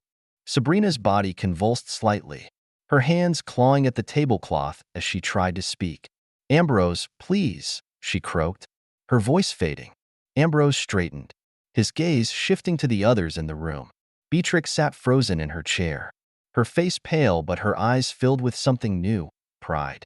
Nora, standing behind her, clutched the back of the chair for support, her expression a mixture of shock and relief. "Nora," Ambrose said firmly, breaking the spell of silence that gripped the room. "Call the police." Nora nodded quickly, fumbling for her phone as she backed away from the table. Graham's grip on Sabrina tightened as he looked at Ambrose, his face pale. "You don't have to do this," he pleaded. "We can fix this, work something out." Ambrose let out a low, humorless laugh. "Fix this? Graham, you plotted to murder me, institutionalize my mother, and steal everything I've worked for. There's no fixing this." He turned his attention to Evangeline, who stood trembling beside her mother. For the first time, her defiance was gone, replaced by the fear of a child who had finally realized the depth of the nightmare surrounding her. "Evangeline," Ambrose said gently, kneeling to her level, "go to your room. This isn't your fault, but you need to understand that actions have consequences." The girl hesitated, her wide eyes darting between her father and mother. Finally, she nodded and ran from the room, her footsteps echoing down the hallway. As the sound of sirens grew louder in the distance, Graham released Sabrina, letting her slump onto the floor. He raised his hands in surrender, his voice shaking. "Ambrose, please, don't let it end like this." Ambrose stared at him, his expression unreadable. "You ended it the moment you decided my life was expendable," he said coldly. The front doors burst open, and uniformed officers stormed into the mansion, their presence shattering the oppressive atmosphere. Nora guided them into the dining room, her face pale but resolute. "There they are," Ambrose said, stepping back and gesturing to Sabrina and Graham. "The poison is in the shattered goblet. You'll find everything you need." The officers moved swiftly, securing the scene and taking Sabrina and Graham into custody. Sabrina's protests were weak and incoherent, her body barely responsive as they carried her out on a stretcher. Graham, on the other hand, struggled against his restraints, shouting his innocence to deaf ears. As the chaos unfolded, Ambrose turned to his mother. Beatrix reached for his hand, her grip surprisingly firm despite her frailty. "You did it," she whispered, tears streaming down her cheeks. "You saved us." Ambrose knelt beside her, his own eyes glistening with unshed tears. "I should have seen it sooner," he said, his voice heavy with regret. "I should have protected you from the beginning." Beatrix shook her head, her lips trembling into a faint smile. "You did what mattered," she said. "You ended it." As the last of the officers and paramedics filed out, the Lockwood mansion fell silent once more. The shattered pieces of the golden goblet glittered faintly in the light of the chandelier, a haunting reminder of the night's events. Ambrose stood, his shoulders squared as he looked around the room. The opulence that once symbolized success now felt hollow, but it no longer mattered. What mattered was the family that remained, the truth he had reclaimed. For the first time in years, Ambrose felt something he thought he had lost forever: hope. Explosive. His fingers fumbled as he opened it, revealing the damning documents inside. The terms were unambiguous: complete forfeiture of assets, shares, and properties linked to the conspiracy, alongside a resignation from the company effective immediately. Ambrose had left no room for negotiation. Graham's voice trembled as he finally spoke. "Ambrose, you don't have to do this. We can fix this. I was manipulated by Sabrina. Don't insult me." Ambrose cut in, his tone sharp enough to make Graham flinch. "You were just as complicit as she was, if not more so. You had choices, Graham, and you chose greed, betrayal, and murder." Graham's shoulders slumped, the last vestiges of his confident facade crumbling under Ambrose's unrelenting gaze. He scanned the documents again, his lips moving silently as if searching for a loophole. But there were none. "Sign it," Ambrose commanded, stepping closer, his towering presence suffocating in the sterile hospital corridor. "Or I'll make sure the world sees you for what you really are." Graham hesitated, his hands shaking so violently that the pen Ambrose handed him almost slipped from his grip. "This isn't fair," he muttered under his breath. Ambrose let out a bitter laugh, his expression darkening further. "Fair?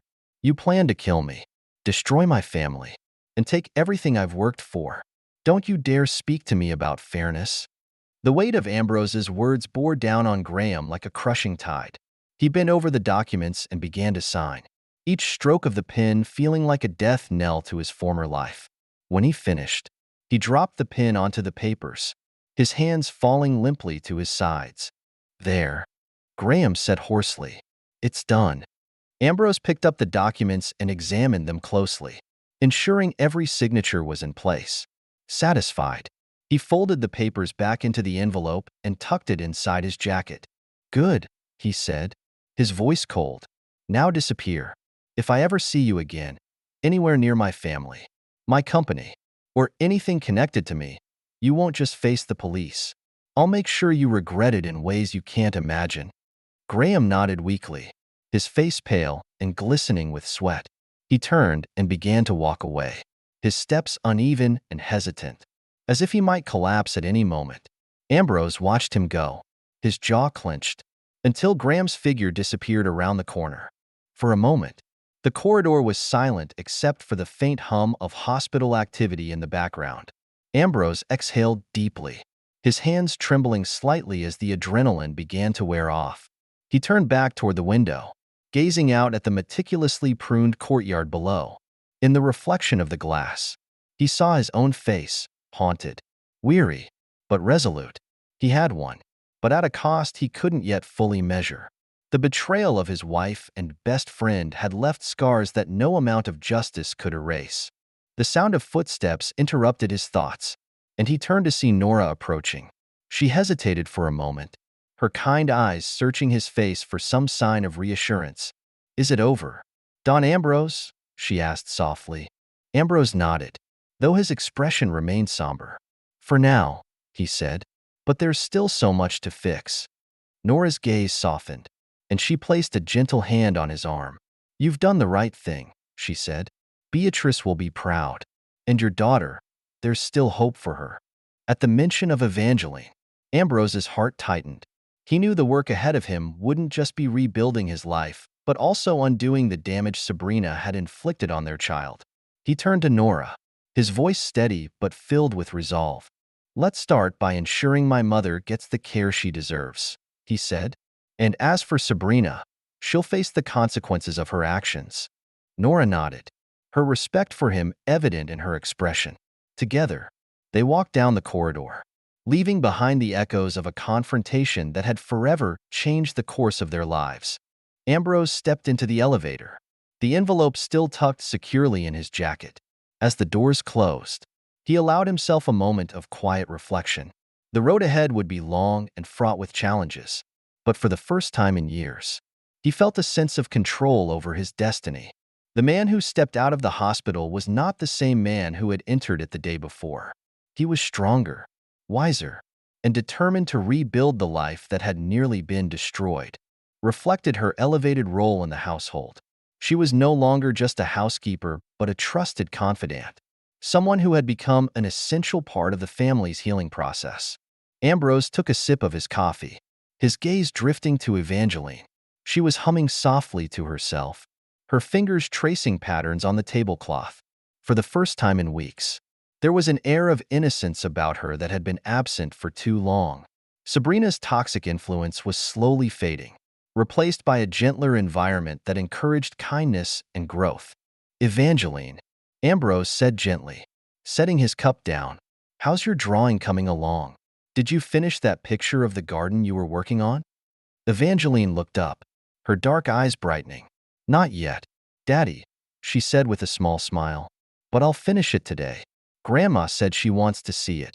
Beatrix reached over and placed a hand on her granddaughter's, her smile warm and genuine. And I can't wait to see it, she said. You're very talented, my dear. The girl beamed at the compliment, and Ambrose felt a flicker of hope. Perhaps it wasn't too late to guide her toward a better path, to nurture the compassion that Sabrina had tried so hard to suppress.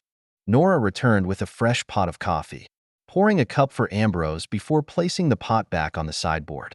The garden's looking beautiful this morning, she said conversationally. The roses are finally blooming. Ambrose nodded. That's wonderful. Nora, you've done an incredible job with the house and the garden. I don't know what we'd do without you. Nora blushed slightly, her humility still intact despite her newfound confidence. Thank you, Don Ambrose, she said. But this house, it's all of us working together. It's becoming a home again. The words struck a chord with Ambrose. For so long, the Lockwood mansion had been a fortress of secrets, deception, and manipulation. Now, it felt like a place of renewal, a space where the wounds of the past could slowly begin to heal. As the morning light filled the room, Ambrose allowed himself a rare moment of peace. The battle was far from over. There were still legal proceedings to navigate, and the scars left by Sabrina and Graham's betrayal would take time to fade. But for now, he was content to sit with his mother, his daughter, and the woman who had been instrumental in holding their family together during its darkest hours. Daddy, Evangeline said suddenly, breaking the silence. Can we go to the garden later? I want to draw the roses. Ambrose smiled. Of course, sweetheart, he said. We'll go together. Beatrix's eyes glistened with emotion as she watched the interaction. It's good to see you smile again. Ambrose, she said softly, you've been through so much. Ambrose reached across the table, taking his mother's hand in his. We've all been through so much, he said, but we're still here, and we're going to be okay. For the first time in what felt like an eternity, the Lockwood mansion was filled with the warmth of genuine connection. The sunlight streaming through the windows seemed to carry a promise of better days ahead, of a family rebuilt on trust, resilience, and love. And as Ambrose sat with his family, he knew that the darkness of the past would no longer define them. Together, they would forge a new future, one step at a time. Lockwood Mansion's transformation into a sanctuary of light and healing was a stark contrast to the bleak environment Sabrina now found herself in. The San Francisco de Assis Public Asylum, situated on the crumbling edge of the city's poorest district, was a place of despair. Its faded gray walls bore the marks of time and neglect, and the air carried the faint, unsettling mix of antiseptic and decay. Sabrina sat in a hard plastic chair in the corner of the common room, her once meticulously styled hair now dull and unkempt. The elegant, Confident woman who once commanded attention in every room she entered was gone, replaced by a shadow of her former self. Her hands fidgeted aimlessly with the hem of her institutional gown, her eyes hollow as they stared out the barred window at a patch of overgrown weeds masquerading as a garden. The other patients in the room were a motley collection of lost souls, their murmurs and occasional outbursts filling the otherwise stagnant air. A nurse with a no-nonsense demeanor entered, her rubber-soled shoes squeaking faintly against the linoleum floor. She glanced at Sabrina briefly before moving on, indifferent to the presence of a woman who had once walked the halls of luxury and privilege. In her mind, Sabrina replayed the events that had led her here: the dinner, the confrontation, the glass of poisoned wine. Her arrogance had been her downfall, and the realization of how utterly she had miscalculated was a torment she could not escape. Her thoughts were fragmented, haunted by the echo of Ambrose's words, "You always underestimated me." In a rare moment of clarity, she reached for a crumpled piece of paper on the small table beside her, a letter she had attempted to write but could never finish. The words Evangeline and Ambrose were scrawled at the top, but the rest of the page was blank. Her hand trembled as she stared at the names, the weight of her choices pressing down on her like a physical force. Across town, the Lockwood family's day continued with quiet optimism. Ambrose had gathered everyone in the garden, where the morning sun painted the scene in soft hues of gold and green. Beatrix sat in a comfortable wicker chair, a light shawl draped over her shoulders as she smiled at Evangeline, who was carefully arranging flowers into a bouquet. Nora stood nearby, her hands lightly dusted with soil as she tended to a row of newly planted roses. Her new position in the household, not just as a caretaker but as a cherished member of the family, filled her with a sense of purpose she hadn't felt in years. She paused to admire her work, her gaze drifting to Ambrose, who was helping Evangeline tie a ribbon around her bouquet. "Daddy," Evangeline said, her voice bright with excitement, "can we put this in the breakfast room? It'll make it even prettier." "Of course," Ambrose replied, his smile warm. "That's a perfect idea." Beatrix watched them, her heart swelling with pride and gratitude. The shadows of the past were still there, lingering in the corners of their lives, but they no longer dictated the family's future. Together, they were rewriting their story, one moment of kindness and connection at a time. "Ambrose," Beatrix said softly, her voice carrying the wisdom of someone who had weathered many storms. "You've done more than rebuild this family. You've given us hope." Ambrose turned to his mother, his expression solemn but touched with humility. "We've all done this together," he said. "This family isn't just about one person, it's about all of us." Nora approached then, carrying a camera she had retrieved from inside. "Shall we take that new picture now?" she asked, her smile lighting up her face. Evangeline clapped her hands in delight. "Yes, everyone, stand together." They arranged themselves under the arch of blooming roses, their smiles genuine and unforced. Beatrix sat in the center, with Evangeline perched on the arm of her chair, holding her bouquet. Ambrose stood behind them, his hands resting lightly on his mother's shoulders, while Nora stood to the side, hesitant but smiling brightly. The camera clicked, capturing not just an image but a moment of transformation. The Lockwoods were no longer defined by their past, but by the strength they had found in moving forward together. As the morning turned into afternoon, laughter echoed through the garden, a sound that seemed to drive away the last remnants of darkness.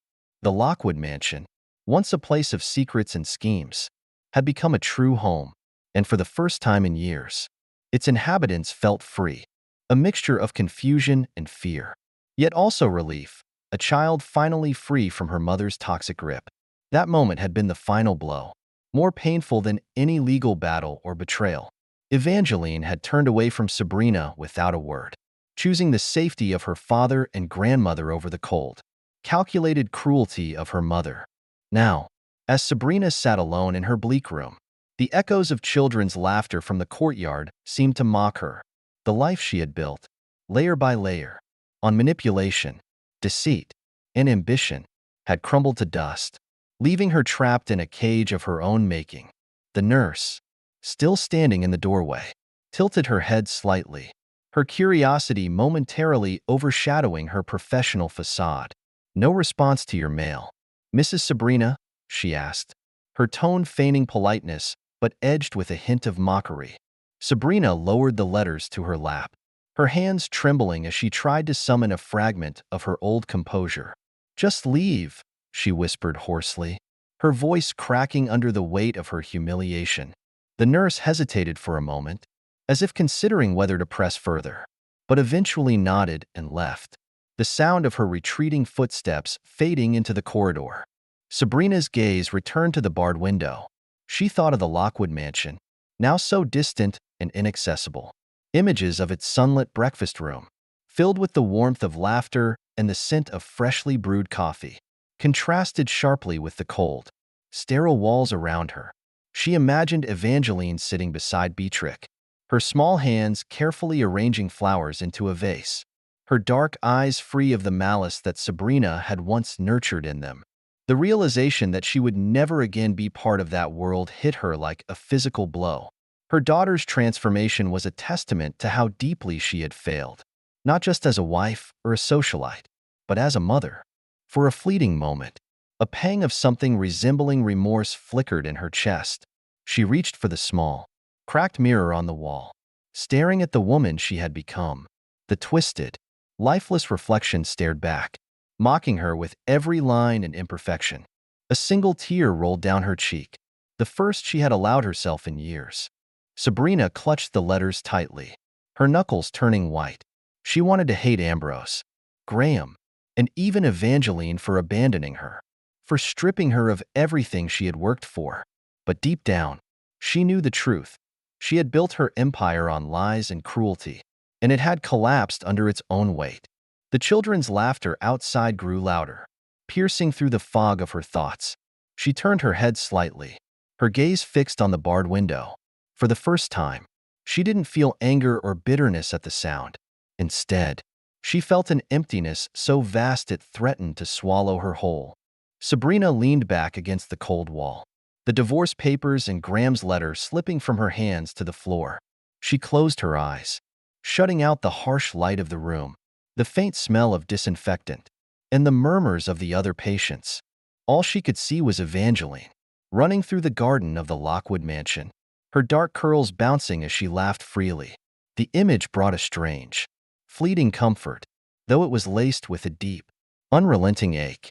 For Sabrina Lockwood, the woman who had once commanded rooms with her charm and cunning, there was nothing left but the echoes of a life she would never reclaim. New rhythm, one that pulsed with authenticity and warmth instead of manipulation and pretense. The mornings were filled with light conversation and laughter, the afternoons spent in the garden or working together on small projects to restore the estate's charm. The once ominous Lockwood mansion now felt like a sanctuary, a place of healing and renewal. Ambrose had taken to walking through the garden each morning, his coffee in hand, savoring the simplicity of the life he was rebuilding. The air was fragrant with the scent of freshly planted roses and blooming jasmine, a stark contrast to the stifling atmosphere that had once dominated the house. Evangeline was flourishing, freed from the oppressive expectations and cruel lessons of her mother. She had rediscovered her innocence and curiosity. Her days were spent drawing, exploring the garden, and learning from Beatrix, who delighted in sharing her wisdom with her granddaughter. Evangeline's laughter, once tinged with malice, now rang pure and unrestrained, a testament to her transformation. "Daddy," she called one afternoon, her voice carrying across the garden as Ambrose tended to a row of herbs. "Grandma says I can make a bouquet for the breakfast table. Will you help me?" Ambrose smiled, setting down his tools and walking over to join her. Together, they selected flowers, their hands brushing occasionally as they worked. It was a simple moment, but one that felt profound, a symbol of the bond they were rebuilding. Beatrix watched them from her favorite chair near the window, her hands wrapped around a delicate porcelain teacup. Her frailty remained, but there was a strength in her gaze that spoke of resilience. Nora brought her another cup of tea, her movements graceful and unhurried. "Thank you, Nora," Beatrix said warmly. You've done so much for this family. It's my honor, Mrs. Beatrick, Nora replied, her voice filled with genuine emotion. This is my family, too. The bond between them had deepened in the weeks since Sabrina's fall. Nora had become more than a housekeeper. She was a confidant, a friend, and an integral part of the household. Her presence brought stability and comfort, a steady hand guiding them through the healing process. As the day turned to evening, the family gathered in the sitting room, the soft glow of the fireplace casting warm shadows on the walls. Ambrose sat beside Beatrick. Evangeline curled up on the floor with her sketchbook, and Nora joined them with a tray of cookies she had baked earlier. Let's take another picture soon, Evangeline said suddenly, looking up from her drawing. One with all of us this time. Ambrose exchanged a glance with his mother, who nodded. I think that's a wonderful idea, he said. A new family portrait for a new beginning. As they sat together, the echoes of their past no longer felt like weights pulling them down. Instead, they served as reminders of how far they had come and how much they had overcome. Meanwhile, in the cold darkness of the asylum, Sabrina lay awake, haunted by the laughter she could no longer share, the family she had lost, and the empire she had destroyed with her own hands. Her world had been reduced to shadows and regrets, a stark contrast to the vibrant life unfolding at the Lockwood mansion. Justice had been served, and while Sabrina faced the consequences of her choices in isolation, the family she had tried to destroy found strength in each other.